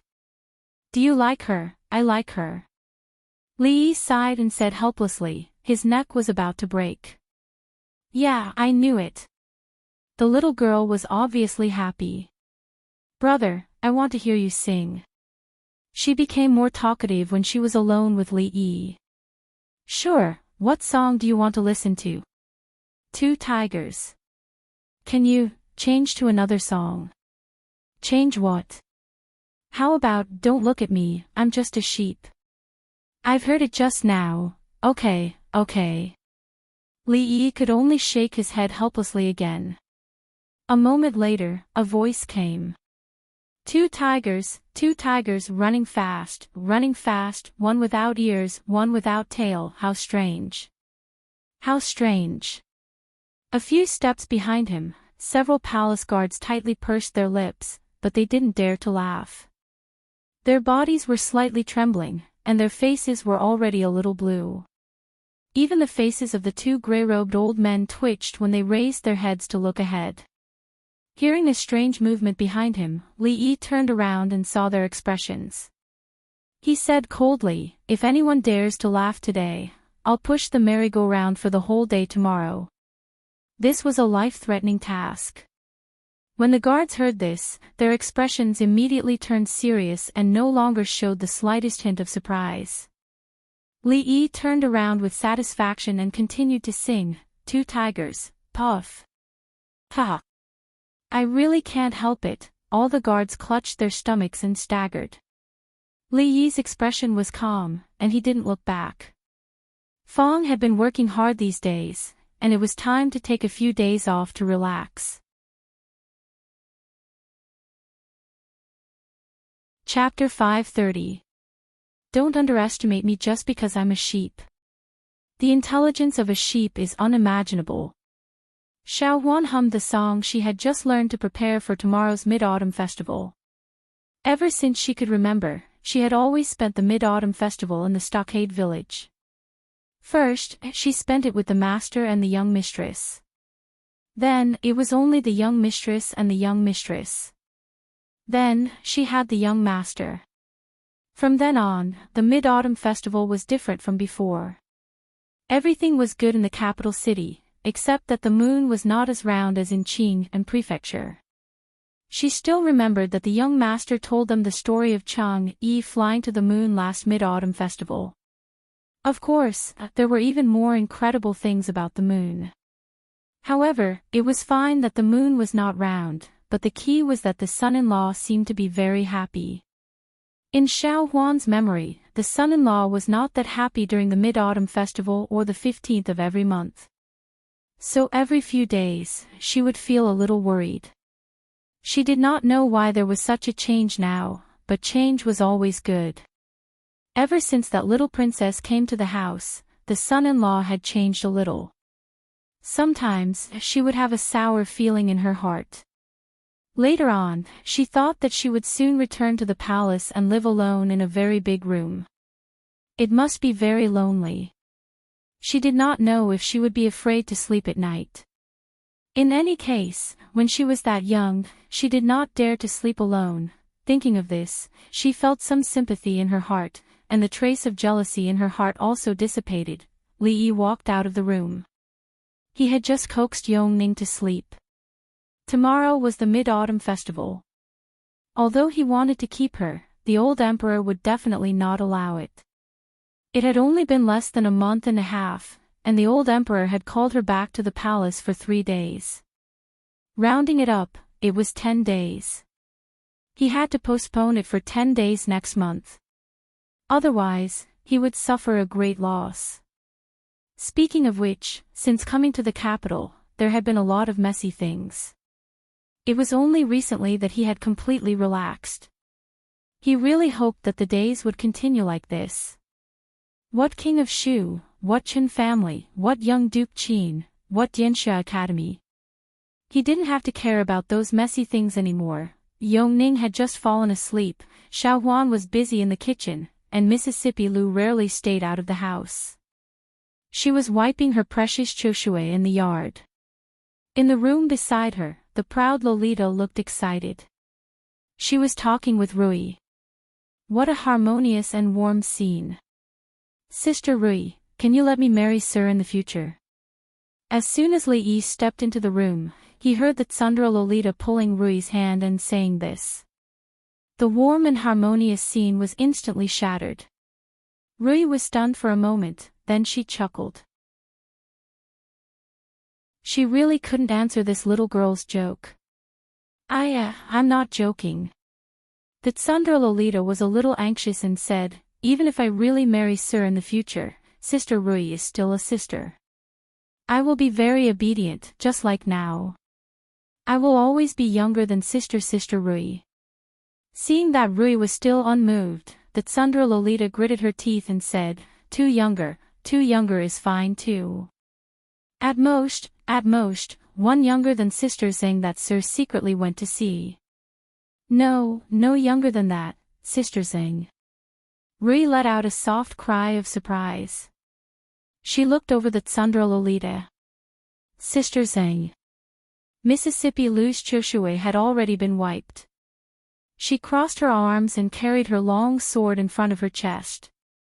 She stared straight at Li Yi. Li Yi looked in front of him and then looked behind him. He had a feeling that the world was big and there was nowhere to escape. Husband, if you really like that goddess Luo Shuwei, then please bring her back. When there were only the two of them in the room, Rui looked at Li Yi and said, Husband, you don't need to worry about me. I'm not a jealous woman. Among the noble officials in the capital, which one of them is like you? I'm afraid that after a long time, there will be gossip. Li Yi raised his eyebrows. Who would dare to gossip? Moreover, I've been married to you for so long, but I haven't had a child for you or for the Li family. Rui's expression was a little gloomy, but her expression was very serious. That Miss Zheng can be considered talented and beautiful. She also has a good relationship with you. If she can enter the residence, I will feel better. Wife, don't joke. Li Yi looked at her and said with a smile, What do you mean by there will be a child? This kind of thing can't be rushed. Since the last time, she couldn't figure out Rui's routine. She and Rui were biological sisters. Perhaps, their personalities were similar. According to Rui's personality, if he nodded slightly, the autumn water would be intimately touching his neck. He looked at Rui again and looked around. He asked suspiciously, Tell me, where is the sword hidden? After a while, Li Yi came out of the room. Looking at the tightly shut door, he gritted his teeth and said, Li Bingning, come out. Inside the room, Rui's hand subconsciously caressed her abdomen and she sighed softly. After you leave the palace this time, don't cause any more trouble. Spend more time with those officials. For the rest of the time, stay in the residence. don't interact with those shady people. In a luxurious carriage at the gate of the palace, a woman dressed in palace attire said to a young man, "Sien understands." The young man's face was slightly pale. He lowered his head and said yes. He got out of the carriage and got into another carriage. "Back to the King of Shu's mansion," he said in a low voice. The carriage slowly started and gradually disappeared into the street. "The capital is still the same," the King of Shu murmured as the carriage moved forward with difficulty on the crowded street. He held a thick book in one hand and lifted the curtain with the other. At the same time, in the Qin mansion, another young man slowly walked out of the room while holding his chest. He took a few deep breaths of air and a strange smile appeared on his face. "The taste of freedom, it's been a long time, greetings, little Duke." A timid voice sounded out from the side. Qin Yu turned to look at the unfamiliar maidservant, an expression of interest on his face. However, when he saw the long scar on the side of her face, he frowned and asked, "Why haven't I seen you before?" I only entered the mansion half a month ago," the servant girl said carefully. Qin Yu didn't ask any more and just waved his hand in annoyance. "I'll take my leave." The servant girl breathed a sigh of relief and left in a hurry. Although she had just entered the mansion, she had heard many rumors about the little Duke. There were many servant girls in the mansion who had been violated by him. Naturally, she was afraid of him. "Xiao Mei, why are you in such a hurry?" A rough voice of a man came from the side. The servant girl called Xiao Mei stopped in her tracks and said, "Brother Wu, it's nothing." "Yes, this is the backyard. Walk slowly and don't bump into anyone." The man nodded and said, "Brother Wu, I understand." The servant girl nodded. Brother Wu was a favorite of Fifth Lord and was a very good person. When a few servants bullied her last time, he had stood up for her and had always taken good care of her. "All right, you can go. I still have something to do." The man waved his hand, turned around, and left.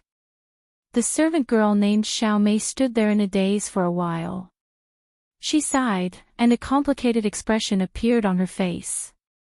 Only when a voice calling for her came from the front did she respond and quickly run over.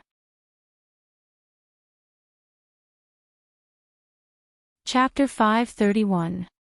Before the Mid-Autumn Festival, Yongning and the Tsundere Lolita were taken into the palace. Today was the second day after the Mid-Autumn Festival, and Yongning should be sent back in 2 days. Since the beginning of autumn, the weather has gradually become cooler. The unbearable summer heat has gradually faded away. In the capital, the smoothie shops and ice-making workshops have gradually closed, but the sales of Rui's dough are as hot as ever. According to the experience of last year, this kind of popularity will continue for at least 3 months, and will gradually decline after the first snow falls. Li Yi was lying on the rocking chair in the courtyard with his eyes closed. Xiao Huan stood behind him, and a pair of skillful hands pressed on his head skillfully. Knowing that her son-in-law was thinking about something, this time, she didn't chatter in Li Yi's ear, which was rare. Li Yi was indeed thinking about something, and it was a very troublesome thing. Rui's mood has been a little depressed in recent days. He thought it was a normal reaction during a special period, and tried all kinds of methods but failed to change it. It was not until 2 days ago that he found the crux of the matter. It has been a few months since the two of them consummated their marriage. Under normal circumstances, there should be no movement in her stomach. This is what she cares about. This is also what Li Yi is worried about. Could it be that in the process of transmigration, some unknown changes occurred in some places, leading to the current situation? He even went to the Imperial Physician's Bureau to find Lu Jimin. Although old Lu's diagnosis was that there was no problem, it did not make him feel at ease. After all, if there was really something wrong because of the different body and soul, it was not something that could be seen just by feeling the pulse. Of course, the problem may also lie with Rui. After all, this matter seems to have nothing to do with the level of martial arts. But considering the pressure in her heart, Li Yi did not say anything or do anything, and tried to avoid this topic these 2 days. Since ancient times, people would blame this kind of thing on women, even they themselves thought so. No wonder Rui wanted him to marry Miss Singh. This has probably become a knot in her heart that can't be untied. Forget it, stop rubbing. The more he thought about it, the more annoyed he became. Li patted Xiao Huan's hand and said, "Oh." The young maidservant behind her responded in a low voice. She had a worried expression on her face. The son-in-law had encountered some trouble, and the young miss didn't seem to be very happy either. How good would it be if she could help the son-in-law? The sound of footsteps came from outside the door. Xiao Huan raised her head and saw the princess who often came to the house walking in. She could see princesses every day, and more than one of them. She was already immune to princesses. "Xiao Huan, brew a cup of tea." Li Yi casually stretched out his hand as a greeting and said, "Sit anywhere."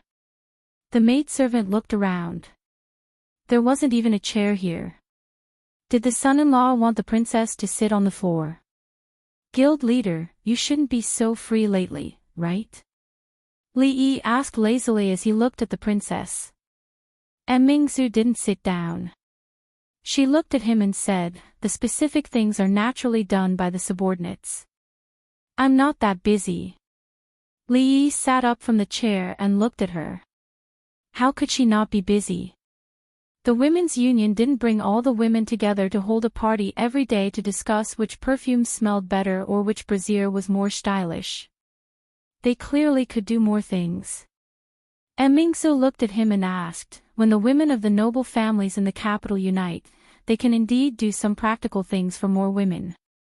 How did you think of it?" Li Yi stood up from the chair and said, "What do you mean, how did I think of it?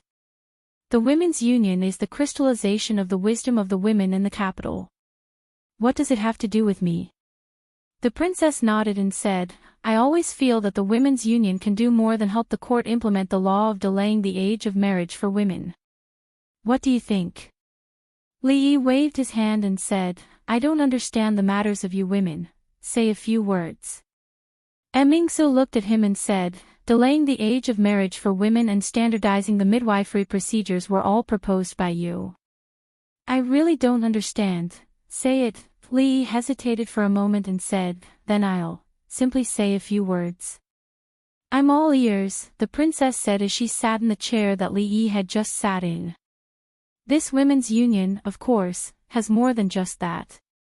Women are of low status and are often bullied. In this case, even the government sometimes doesn't give them justice according to the law. Your women's union can act as an umbrella for these women. While standardizing the law, you can also return a clear sky to the capital. After the implementation of the new marriage law, it will make the lives of many poor families in the capital more difficult. You can provide these women who have reached the age of 13 with jobs that they can do. For example, embroidery, printing and dyeing, perfume workshop, soap workshop. These jobs are actually suitable for women so that they can support themselves and even the whole family. Open up a female school, pick out some talented women, and focus on training them. For example, female doctors, female accountants, female shopkeepers, female spies, female assassins, and so on. Our business will grow bigger and bigger in the future, so we can't do without these. Female spies, female assassins. Mingzu looked at him in surprise. What does this have to do with business? This is not important. Li Yi waved his hand and said, embroidery, printing, and weaving are more important. Let Li Xian improve the loom, and also improve the recipe of dyes. Don't make cloth, make clothes. Forget it, you don't need to worry about this. I'll arrange it. Women's school, you have to pay enough attention to it. Don't teach women's commandments, don't read women's biography, learn management, learn technology. 2 hours later, Li Yi drank the tea that Xiao Huan brought over in one gulp and said, I'll just say a few words. Do you remember? Mingzi nodded, then shook her head and said, to do so many things, I'm afraid it will cost a lot of money. The national treasury is already tight, they won't use the extra money on these things. The imperial court. Li Yi curled his lips. If the imperial court wanted to interfere, he wouldn't agree to it. Li Yi looked at the princess and asked, Are you short of money? Is Li Xian short of money? I'm short of money, I'm short of money. Mingzi thought for a while, then shook her head and said, Not short of money. Li Yi asked again, Since we are not short of money, why do we need to ask the imperial court? Does this matter have anything to do with the imperial court? Mingzi thought for a while, but still didn't understand what he meant. Why don't you say a few more words? Li Yi sighed and said, Then I'll say a few more words. 2 hours later, the princess stood up and looked at Li Yi and said, I understand. Li Yi let out a long sigh of relief and patted her shoulder. With an extremely serious expression, he said, Good luck, I believe in you.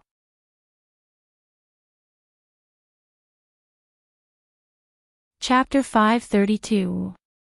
Something is not quite right. Before the princess left, she suddenly turned around and looked at Li Yi with bright eyes. Just now, he had said a few more words. Li Yi was very thirsty. He held a pot of tea and gulped it down. Hearing this, he put down the teapot and asked, What is wrong? The princess showed a thoughtful expression and said, You usually avoid trouble when you can, and you don't say a word more if you can. Why are you so attentive this time? There must be something wrong. Looking at Mingzhu's slightly suspicious eyes, Li Yi wanted to throw the teapot in his hand at her. *CK. I just said a few more words. What's wrong? Do you think I have any ulterior motives? If you were the first prince instead of the eldest princess, I wouldn't have to do these things and say these words. I have nothing better to do. At the risk of being checked by the court, I helped to implement the new marriage law, and I stayed up late to write the script. I even had a few pimples on my face. I also had to hire the internet water army to fan the flames and create public opinion. It was not easy for me to do all this. It was good to sell perfume and underwear. Why would I care about the happiness of the women in the world? Whether their thoughts were independent or not, and whether their consciousness of struggle was awakened, what a heartless fellow. Why didn't she take a look at who was the one getting the benefits? All she did was casually show her blade in the imperial court and earned her reputation and money. When the two ideas he had just said became reality, who knew what she would get? Now, she was actually suspecting that he had ulterior motives. Without him, she would still be grounded. Xiaowan, see the guest out. Li Yi lay back on the chair and was extremely disappointed. He didn't look at her again and ordered the little maid. The little maid looked ahead blankly. That was the princess. How could he see her out? Mingzi wants to open a girls' school. Emperor Jing turned his head and looked. He shook his head and said, According to what the Empress said, the scale of this girls' school is really rare in the world. It can be called another directorate. The national treasury has always been tight, but there is no extra money for her to toss about. Although women's schools were rare among the common people, they were indispensable to those scholarly families and aristocratic families. The girls in the family had to enter the women's school at an early age. Aside from learning the 4 arts of zither, chess, calligraphy and painting, as well as poetry and classics, they also had to learn the women's reflections and women's training, which were related to women's virtues, women's duties, and the etiquette of the boudoir. He was not surprised that Mingzi wanted to do something for women these days and wanted to open a girls' school. However, if they followed her plan, it would cost a lot of money. The national treasury was already tight, so it was impossible to use the money on these things. The Empress put a bowl of soup on the table in front of Emperor Jing and said, "Your Majesty guessed wrong this time." Mingzu did not want to take money from the national treasury. Emperor Jing asked doubtfully, "Without an investment of 100,000 taels of silver, I'm afraid it will be difficult to succeed. Where will she get the money?" The Empress smiled and said, "Your Majesty, do you know what is the most profitable business in Jingdo?" Jing Emperor drank a mouthful of soup and turned to look at her. He had to deal with countless government affairs every day. How could he have the energy to care about these things? "It's perfume." The Empress looked at him and said, "In the palace, from the concubines to the palace maids, even the little princesses use perfume. It is very popular outside the palace. Every time a new product is released, it will set off a wave in the circle of the noble ladies in the city. Your Majesty, do you know how much this inch-tall bottle of perfume sells for?" Emperor Jing shook his head. Li Yi said that he could not smell perfume, so the palace maids around him were not allowed to use it. The Empress never used it, so he was not very clear about this. 10 taels of silver. The Empress shook her head and looked at him. One bottle is 10 taels of silver. Even so, there are still countless people scrambling for it. What's more, perfume is only one of the industries under Mingzhu's name. The profits of soap and liquor are not inferior to perfume. To be honest, I do not know how much wealth Mingzhu has now. Emperor Jing was surprised and said, "These things have such a big profit. In just half a year, she can easily take out 100,000 taels of silver." 100,000 taels of silver was not a small amount. It should be known that the annual tax revenue of the Jing kingdom was only 10 million strings of silver. In the past 2 years, there had been disasters. Last year's tax revenue was only 8 million strings of silver. It was incredible that Mingzhu alone had a wealth of 100,000 or more in such a short period of time. "This is all thanks to Your Majesty's County Earl Li," the Empress smiled and said. "Not only Mingzhu, but Xian has also earned a lot of money in the past 6 months. I have received their filial piety these days. My hands are tired." He did not want to be a good county earl, but learned to do those profit-seeking things like a businessman. Emperor Jing shook his head and asked, "What has Li Yi been doing these days?" Changda's figure appeared behind him and said, "Your Majesty, County Earl Li has been playing around with the 2 princesses these days." "What else?" Seeing that Changda did not speak again after saying one sentence, Emperor Jing looked back and asked after a while, "Your Majesty, nothing else?" Changda shook his head and said. Emperor Jing was stunned and asked, "He only plays with Yongning Shaning every day?" Changda nodded and said, "County Earl Li said that this is to let Princess Yongning relax and help her illness." Emperor Jing waved his hand and said helplessly, "I don't know where he learned his medical skills. Although it seems absurd, it is effective." "Forget it," Changda thought for a while and said, "County Earl Li also said that because His Majesty summoned Princess Yongning to the palace twice and interrupted the treatment, she needs another 10 days of treatment." Emperor Jing frowned and asked, "What do you mean?" "It means that because His Majesty summoned the princess to the palace for 3 days, the princess needs to stay in County Earl Li's mansion for another 10 days. Changda said.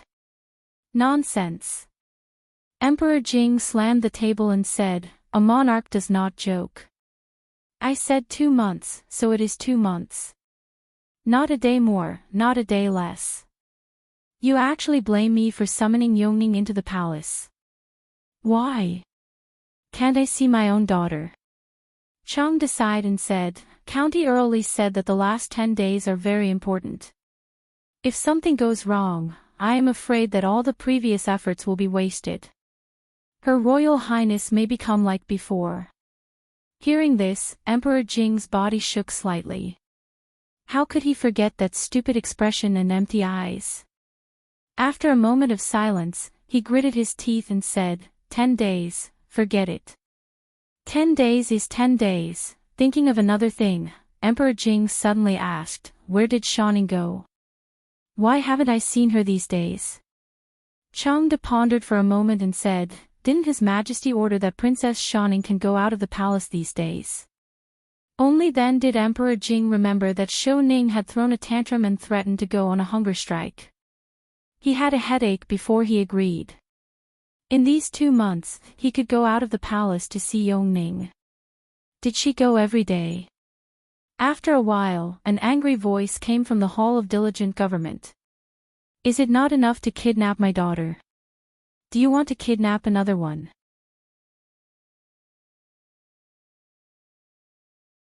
Chapter 533. Yongning's condition is more urgent. Should we add a few more courses of treatment? Li Yi thought about it carefully and felt that the old emperor wouldn't agree. According to the information he got from Changde, it might be a big risk if he pushed it further. Forget it, it's better not to take this risk. After fooling around for 10 more days, there was still half a month left to squander. Yongning didn't realize at all that she would return to the palace in half a month. She ran in the yard, picked up the paper planes that had flown out, and let out a crisp laughter. Xiao Chui and Xiao Zhu were very depressed, because the distance the two of them flew with their paper planes was not as far as Yongning, not to mention that she was still a little girl. This made the two big sisters suffer quite a blow. Li Yi glanced at them. It would be a miracle if they could fly past Yongning. He had found the method of folding paper airplanes from a book called Advanced Paper Airplanes Encyclopedia. He had accidentally glanced at it and saw it as Advanced Paper Airplanes Encyclopedia. He had wondered how such a book could be placed in the provincial library. Airplanes were also divided into high and low levels, and did it need to be taught? This is the account for the past half a month. Have a look. Xing Zumo threw a thick account book in front of him. Yes, he was now at Xing Zumo's place again. Of course, it wasn't because he wanted to marry Miss Zheng and have children. It was because Yongning insisted on pestering him to come over every time. In the past few days, he had heard Little Bunnies Be Good, Flying Bugs, and Where is Spring? To be honest, seeing Yongning and Miss Zheng being so close, he actually felt a kind of sour feeling in his heart. So what if she was beautiful and sang well? Li Yi tore 2 pieces of paper from the back of the account book and folded 2 paper planes. However, because the paper was too thin, they didn't fly very far. He was too lazy to do such a boring thing as looking at the account book. He reached out to grab a handful of melon seeds and asked casually, where is Ruoqing? Seeing that half of the seeds in front of her were gone, Xing Zumo silently moved the bag of seeds closer to her and said, he went to the underwear store and will be back at night. Since yesterday, Yongning had said that she wanted to eat osmanthus cake several times. In fact, Li Yi also wanted to eat it. With the same ingredients and the same method, the taste of the cake he made was far from the one made by Wan Ruoqing. Li Yi always suspected that she had some ancestral secret that she didn't tell him. While looking at the latest lingerie illustration designed by Xing Zumo, he was munching on melon seeds. Although the style was still a little conservative, it had a unique flavor. No wonder those men couldn't hold themselves back when they saw it. Li Yi looked at the album and then looked at Xing Zumo. He imagined a certain scene and felt that he wouldn't be able to hold himself back if it were him. Why are you looking at me? Xing Zumo subconsciously hid back. She always felt that Li Yi's eyes could see through her clothes and see the purple underwear she was wearing today. It was an indescribable strange feeling. I won't lose a piece of flesh just by looking, Li Yi said and rubbed his nose. Fortunately, it wasn't bleeding, but he didn't dare to look again. Once you started eating melon seeds, you couldn't stop. Li Yi finished the one in his hand. When he reached out again, he found that Xing Zumo was holding the bag in her hand and looking at him angrily. She looked at Li Yi and said, that's all there is left. Li Yi curled his lips. Tisk, it's just melon seeds, and it's even the original flavor. It's as rare as anything. If he told her that melon seeds had 5 spice, cream, jujube, and cucumber flavor, wouldn't this woman go crazy? If it was in the future, he wouldn't want such disgusting melon seeds even if they were given to him. Look, what's that? Li Yi inadvertently glanced behind Sing Zumo and suddenly widened his eyes. He said with great surprise, Guanyin Bodhisattva has appeared. What? Sing Zumo hurriedly turned around. When she saw the empty sky without even a single cloud, she finally realized something. Li Yi held the embroidered bag in his hand and ignored Sing Zumo's murderous eyes. He pointed at a style of underwear and said, "This color can be a little more colorful, a little wilder." Sing Zumo glared at Li Yi and stood up angrily. When she turned around and walked to Yongning, she immediately put on a smile and said, "Sinny, come here. Sister will help you fly." Okay. Yongning said happily. She looked at Li Yi and found that he had his back to her. She quietly ran to Tsing Zumo and whispered, "Shoot, Sister Tsing, come here. I'll tell you a secret." "What secret does Sinny want to tell sister?" Tsing Zumo squatted down and asked with a smile. Yongning looked at Li Yi again and whispered, "Last time I asked brother if he liked Sister Tsing. Brother said he liked her." Tsing Zumo was startled. She could roughly guess what the scene was like at the time. However, she still had a little expectation in her heart. She asked, "How did Sinny ask?" "Sinny first." Seeing the little girl's serious answer, Tsing Zumo shook her head. It was not much different from what she had guessed. However, he was probably just coaxing the little girl. How could he like her? She pinched Yongning's little face and felt inexplicably disappointed. However, she still smiled and said, "Come, sister will help you fly. By the way, why is this called a paper plane?" "What is a plane?" Yongning didn't answer this question. She said mysteriously, "Also, brother said last time that he wanted to marry Sister Tsing as a concubine and bring Sister Tsing home." "What is a concubine? When will sister come home with us?" Tsing Zumo's body shook, and the smile on her face froze. The paper plane in her hand also fell to the ground. Li Yi looked at Tsing Zumo walking back to the room with her head down. She didn't seem to be in a good mood.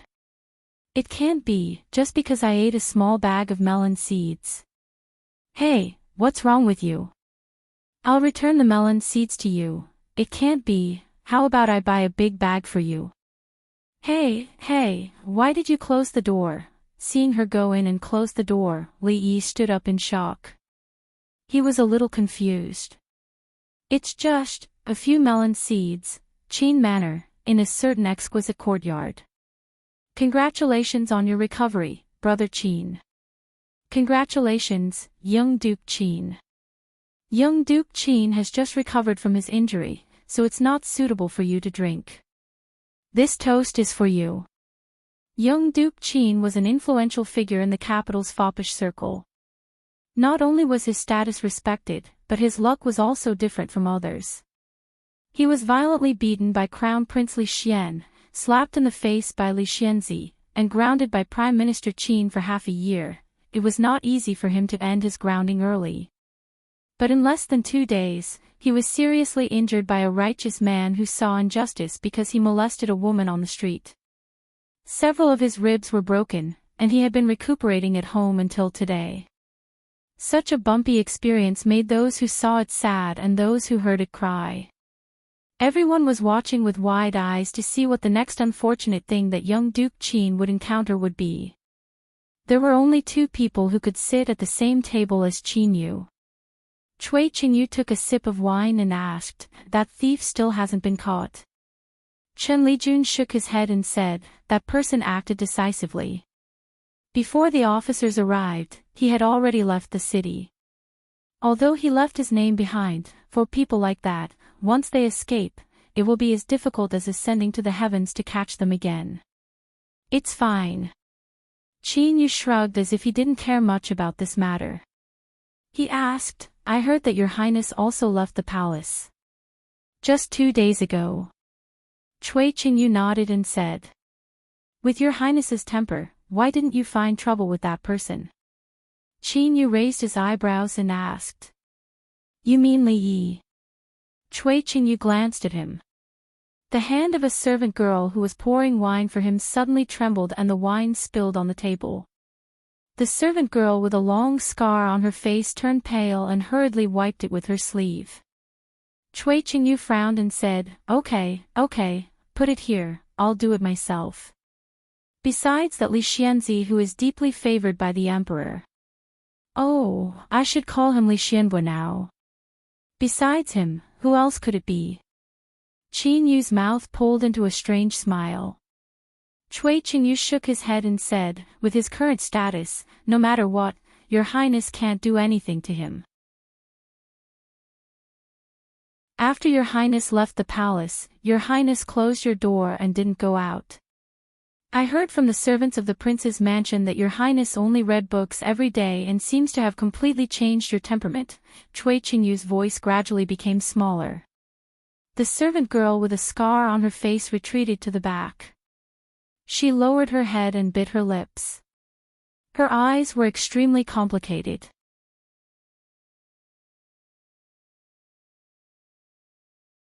Chapter 534. Xiao Cui, come here. Yongning and Shaning were playing house in the yard. Li Yi sat on the stone bench and waved at Xiao Cui. Li, what's the matter?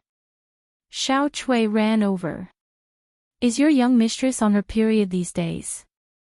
Although he knew that it was inappropriate to ask this question, Xing Zumo had ignored him for a long time because of those melon seeds. Miss Xing wasn't that stingy, so Li Yi felt that the problem should be in other areas. Ah! When Xiao Cui heard this, she was stunned for a moment. Then, her face turned so red that it looked like blood was about to drip out. This kind of thing about a woman, how could she casually tell others? If she said something like this, the young mistress would beat her to death if she knew. No, in a few days. Thinking of this, Xiao Cui said with a red face. I see. Li Yi shook his head. If it wasn't for that reason, what else could it be? Xiao Cui lowered her head and muttered, I don't know what's wrong with the young mistress these days. She's always in a daze and often forgetful.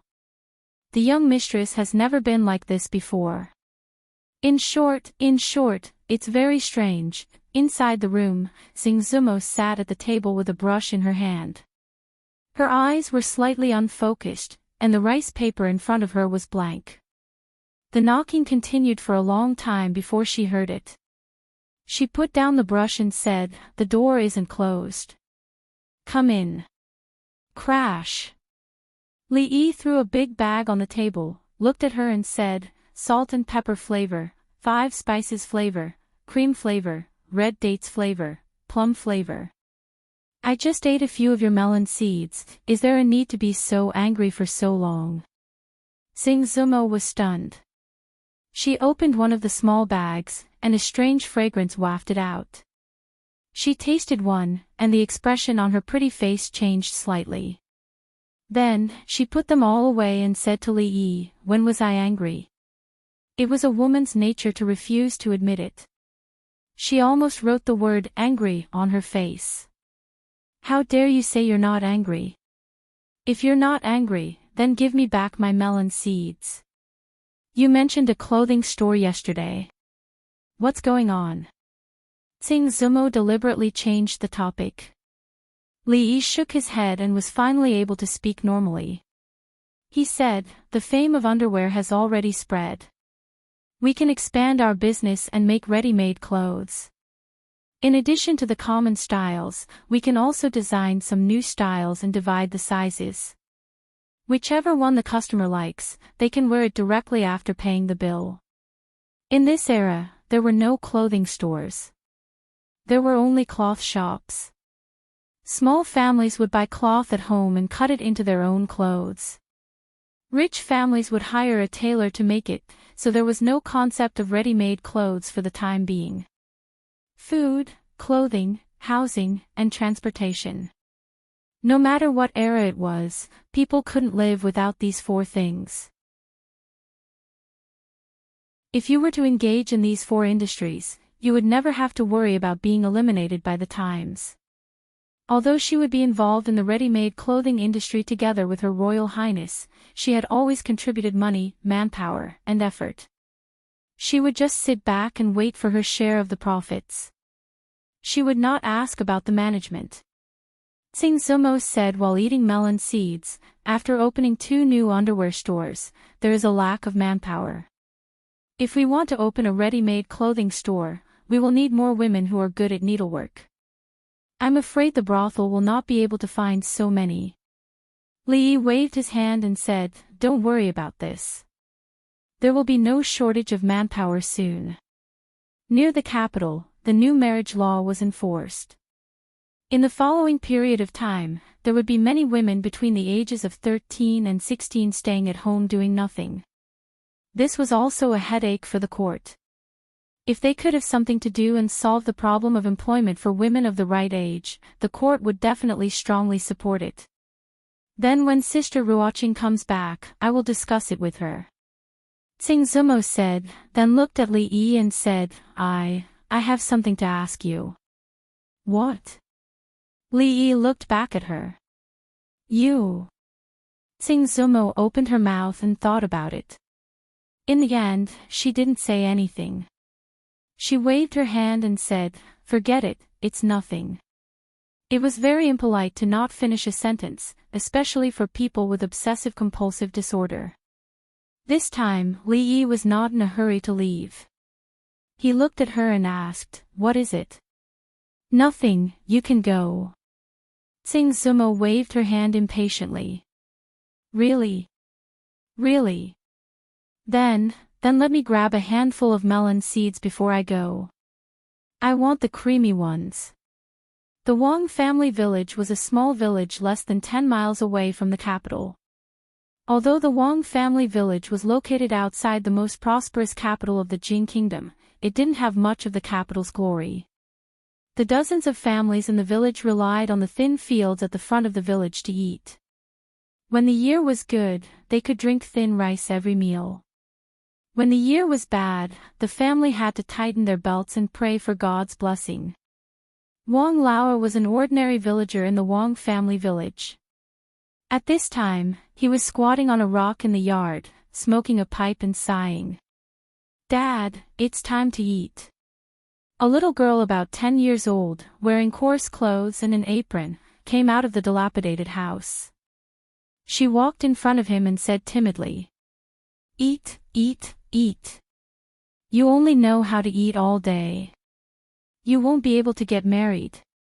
Wang Lao was angry when he saw his third daughter and waved his hand impatiently. Seeing this, the little girl's body trembled and hurriedly retreated back into the house. Wang Lao put the pipe on the rock and coughed, and said angrily, What is the court doing? Are they trying to kill me? His wife was disappointing and gave him 3 daughters in a row. Although he still had a strong desire to have a son, he didn't dare to have another one. If he gave birth to a daughter, he wouldn't be able to continue living. Although they were daughters, they were also his children. Although they were often beaten and scolded, they had been living in poverty for more than 10 years, and they had grown up one by one. His eldest daughter was 14 years old and had just been engaged. The second daughter was 13 years old and was also at the age to get married. He thought that if his 2 daughters got married, there would be 2 mouths to feed at home, and he would have betrothal gifts from 2 families, so he could live a better life. However, he didn't expect that his eldest daughter would get married in a month. The court suddenly issued an order that women couldn't get married before they were 16 years old. This delayed the 2 children all of a sudden. Wang Lao suddenly felt a lot of pressure and couldn't live anymore. King Court, they don't let people live. Wang Lao scolded angrily. A middle-aged woman poked her head out of the house and said, Keep your voice down. If someone hears you, you'll be punished. It would have been better if she hadn't said it. As soon as this matter was brought up, Wang Lao became even angrier. He jumped down from the rock and scolded, "What's going on? They're allowed to have children, but I'm not allowed to talk about it. I just want to talk about it.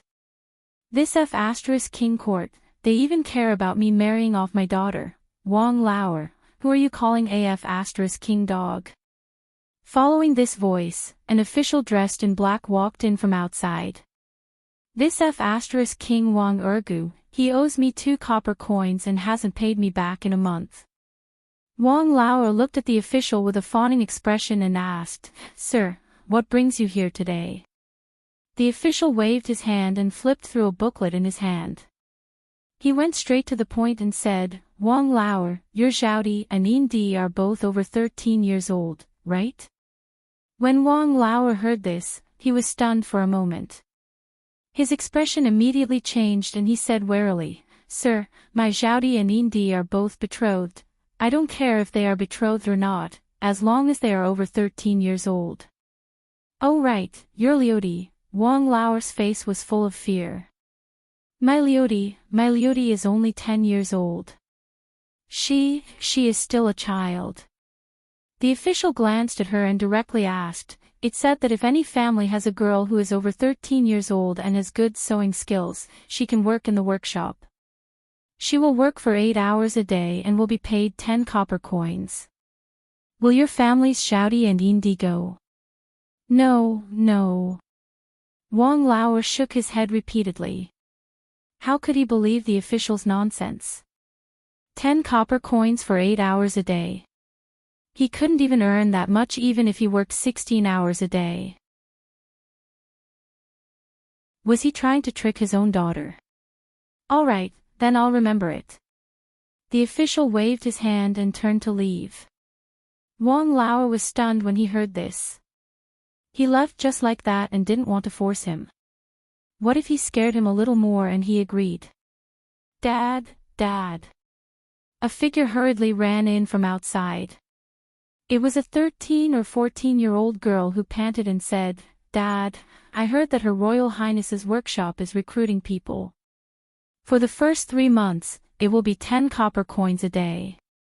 After 3 months, it will be 15 copper coins a day. Is it true?" Wang Lao asked with his eyes wide open. "It's true." The girl nodded repeatedly and said, "There is a notice outside. The official is going from door to door to register. I heard that the quota is limited this time. I saw the official just now." "Dad, did you register me and Indi?" Wang Lao was stunned again. After he came to his senses, he ran outside. "Sir, don't go. I'm willing.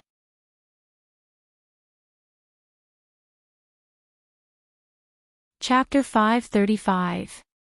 Li Yi had always felt that 2 months was a long time, but in reality, it was just a blink of an eye. It was already mid-September in the 2nd year of Jinghe. If it wasn't for the fact that the old emperor had delayed Yongning's return to the palace by 10 days, they would have left a few days ago.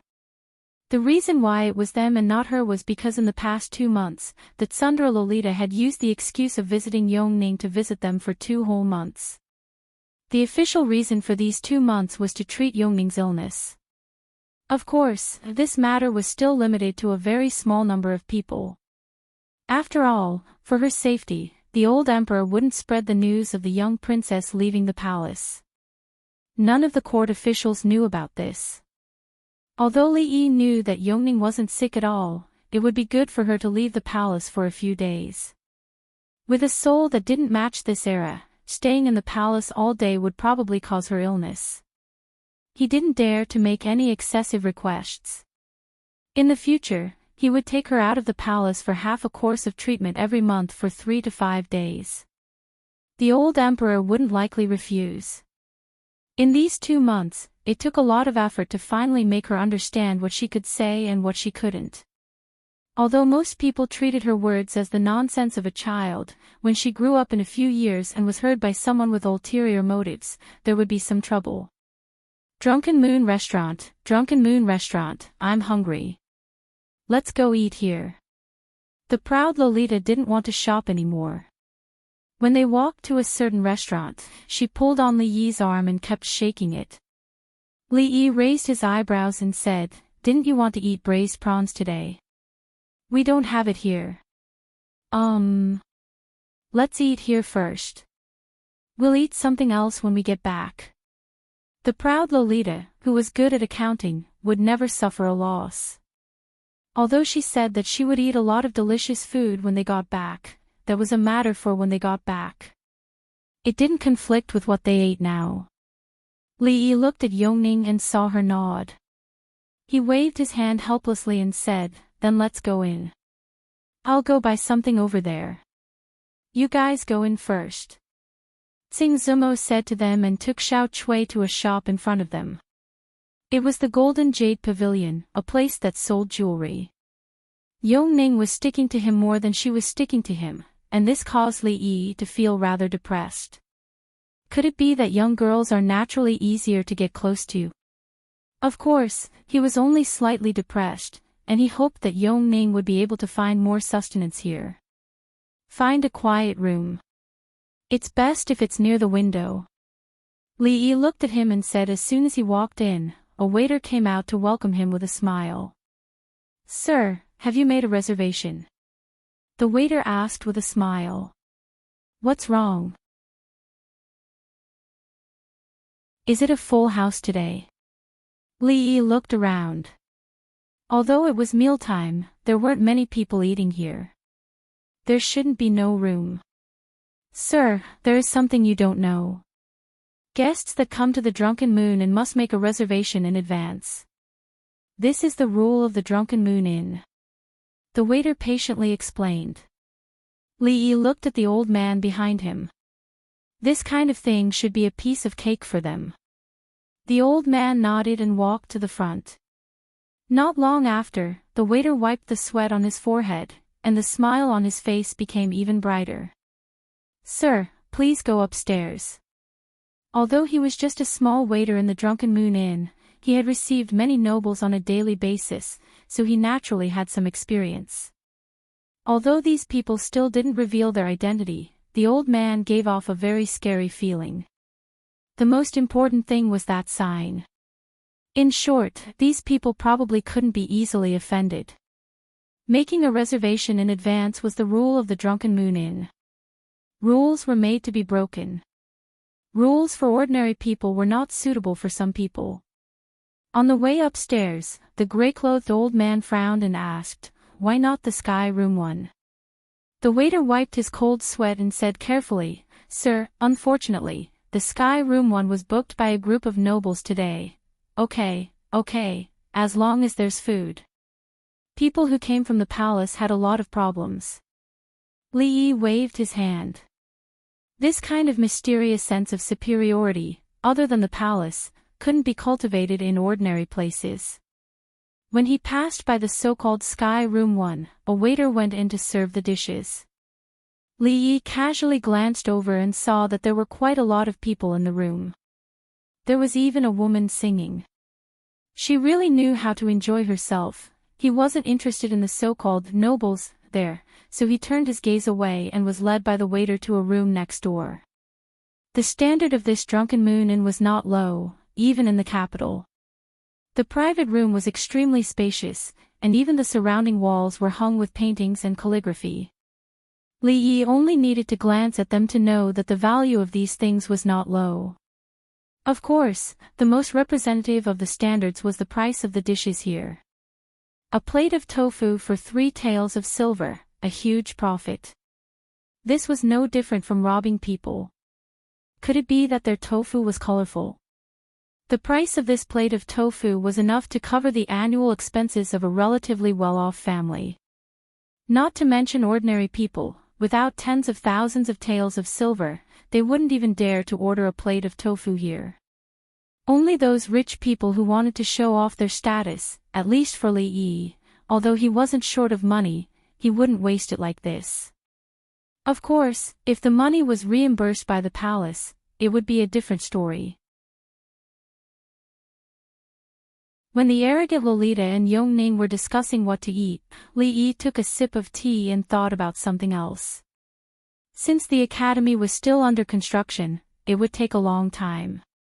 In the next period of time, he might be completely free, but he wouldn't be free for long, because the hero competition was about to begin. Downstairs in the Drunken Moon Inn, Tsing Zumo and Xiao Chui walked in. Xiao Chui pouted and said, "Bing Ning and Cindy are leaving so soon, I'm a bit reluctant." Tsing Zumo only smiled. She naturally liked the two innocent and cute girls. However, judging from their dressing and daily behavior, both of them had received orthodox education, especially the girl named Li Bingning. Her family background was most likely not low.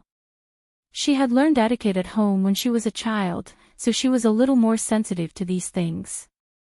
What's more, a few days ago, the two little girls each gave her a bracelet, and the other gave her a hairpin. None of them were ordinary items, and they looked expensive. How could an ordinary person take them out? Although she didn't know their specific identity, she could guess a little. How could the daughters of such a big family be fostered in someone else's house for a long time? A few days ago, she ordered 2 bracelets from the Golden Jade Pavilion. In terms of value, it might not be comparable to the things they gave, but as a parting gift, it wouldn't look shabby.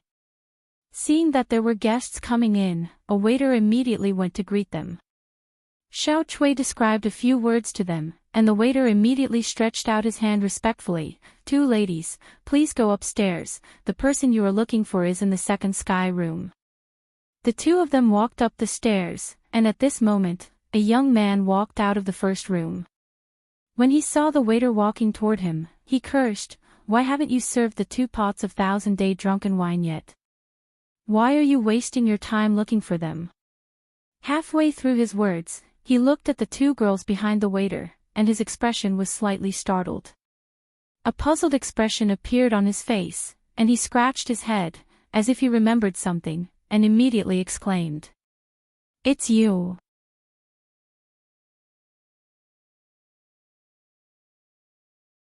Chapter 536. Today, in this Drunken Moon Tower, we are holding a banquet for you. The banquet is a little shabby. I hope you don't mind. In the first room of Drunken Moon Tower, a luxuriously dressed young man raised his glass to the handsome young man opposite him.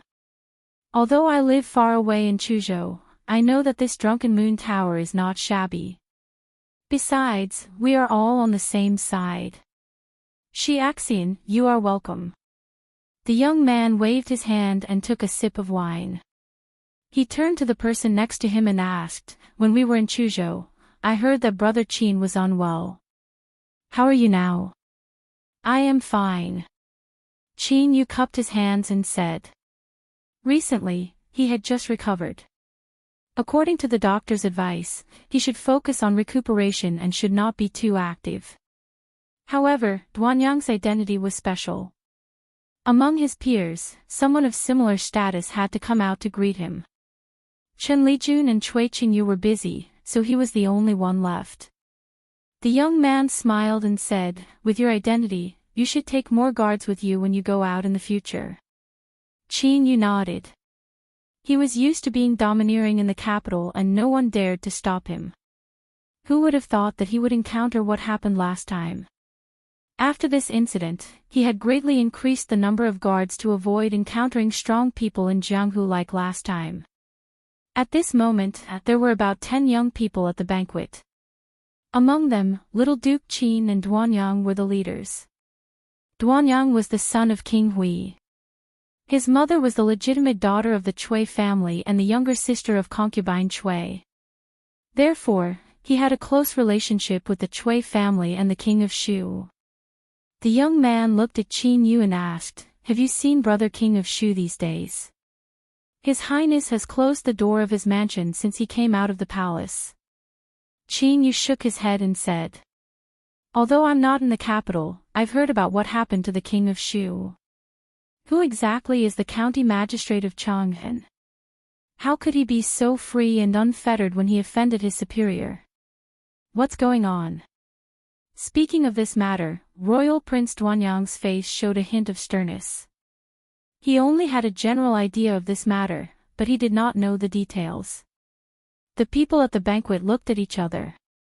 Speaking of which, half of the people present had the most direct impression of who that county magistrate Li was. Every time he thought about the matter of the academy's enrollment, he couldn't help but feel depressed. Then he's a complete lunatic, one of them said through gritted teeth. It was more suitable to describe County Uncle Li as a madman than to describe young Duke Qin. Putting aside the fact that he had beaten up a prince in public, he was the only person in the history of the country who could force His Majesty and all the officials to submit even though he was recruiting students for the academy. He had neglected his duties for personal reasons and openly targeted the King of Shu's faction. Even though they'd managed to get a spot in the end, the price they'd paid was huge. Of course, this involved deeper matters, and it wasn't something they could participate in. No one present dared to provoke that person. After all, who would dare to provoke a lunatic who had intermittent hysteria, who could act up at any time, and who would not be severely punished even if he beat up a prince? It was said that even the Princess Royal, who was always with him, had contracted intermittent hysteria. Of course, these speculations were not suitable to be voiced out now. Qin Yu lowered his head and drank his wine. When he heard the name Li Yi to Royal Prince Duanyang, there was no expression on his face, but a trace of haze appeared in the depths of his eyes. At this moment, someone came in from outside. A young man dressed as a servant walked over quickly and said a few words in Qin Yu's ear. Qin Yu suddenly turned around and looked at him. After a moment, he stood up from his seat with an extremely gloomy expression. Young Duke Qin. What's wrong? Everyone was surprised and also stood up one after another. Why hasn't she come yet? The dishes on the table were almost served, but because eldest Miss Singh hadn't arrived yet, Li Yi and the two little Lolas hadn't moved their chopsticks. She took a sip of tea and looked outside in confusion. Yes, when will elder sister Singh come? I'm starving. The proud Lolita covered her stomach to protest. If you keep eating like this, you're going to get fat. Li Yi kindly reminded her. She was the emperor's most beloved princess and had lived a luxurious life since she was a child. Now that she was out of the palace, she couldn't control her mouth and wanted to taste anything delicious. How is that possible?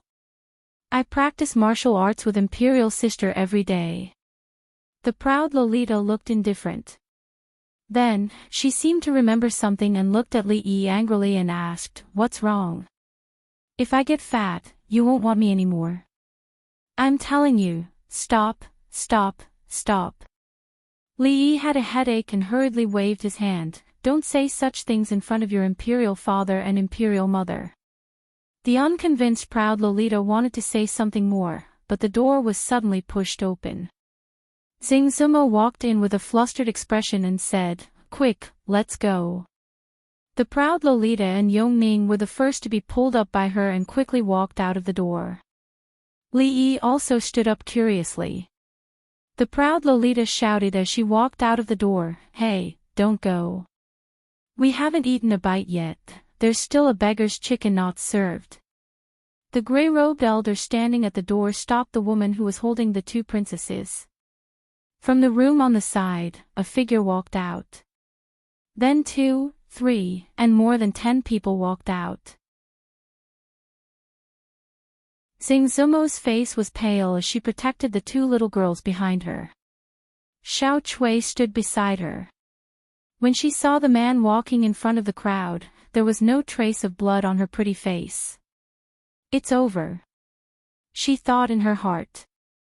"They are." Royal Prince Duanyang looked at the woman in front of him and a trace of amazement flashed through his eyes. However, if it was only because he liked this woman, Qin Yu shouldn't have such a big reaction. After all, it was well known that his hobbies were different from others. Qin Yu covered his chest with one hand. It seemed that he felt pain again, but more shame. A trace of mockery appeared at the corner of his mouth, and he said, "Two ladies, what a coincidence." Xing Zumo pushed the two little girls behind her, and her heart completely sank. Young Duke Qin. She didn't expect that there would be a day when she would see him again, and on such an occasion. That day, she and Xiao Chui disguised themselves as men and hurriedly escaped from the scene. After finding Wan Ruoqing, they changed into women's clothes. Later, she learned that young Duke Qin was beaten in the street. The matter was very big, and the whole city was searching for the perpetrator. At that time, she was actually also nervous. It was not until later, when the matter gradually subsided, that she and Xiao Chui were relieved. However, she never thought that she would be recognized like this today. Thinking of the other party's power and background, her body trembled and she couldn't help but take a step back. After that, she felt a hand patting her shoulder. Li Yi walked out of the room, and when the mocking smile on Qin Yu's face froze, he spoke with a smile. Yes, it's really a coincidence. Young Duke Qin. Crash. At the same time that Li Yi took a step forward, several people on the opposite side couldn't help but take a step back. Li Yi, County Uncle Li, who had long been famous in the capital, was likely to go crazy and kill people on the spot, who didn't know him. Who wasn't afraid? Who is he? Royal Prince Duanyang looked around, and a trace of surprise appeared on his face as he asked. He is Li Yi, someone said with a complicated expression, County Uncle of Chang and Li Yi. You're tuning into the Journey of the Soul YouTube channel. Don't forget to subscribe and join us on this journey to catch the most captivating stories.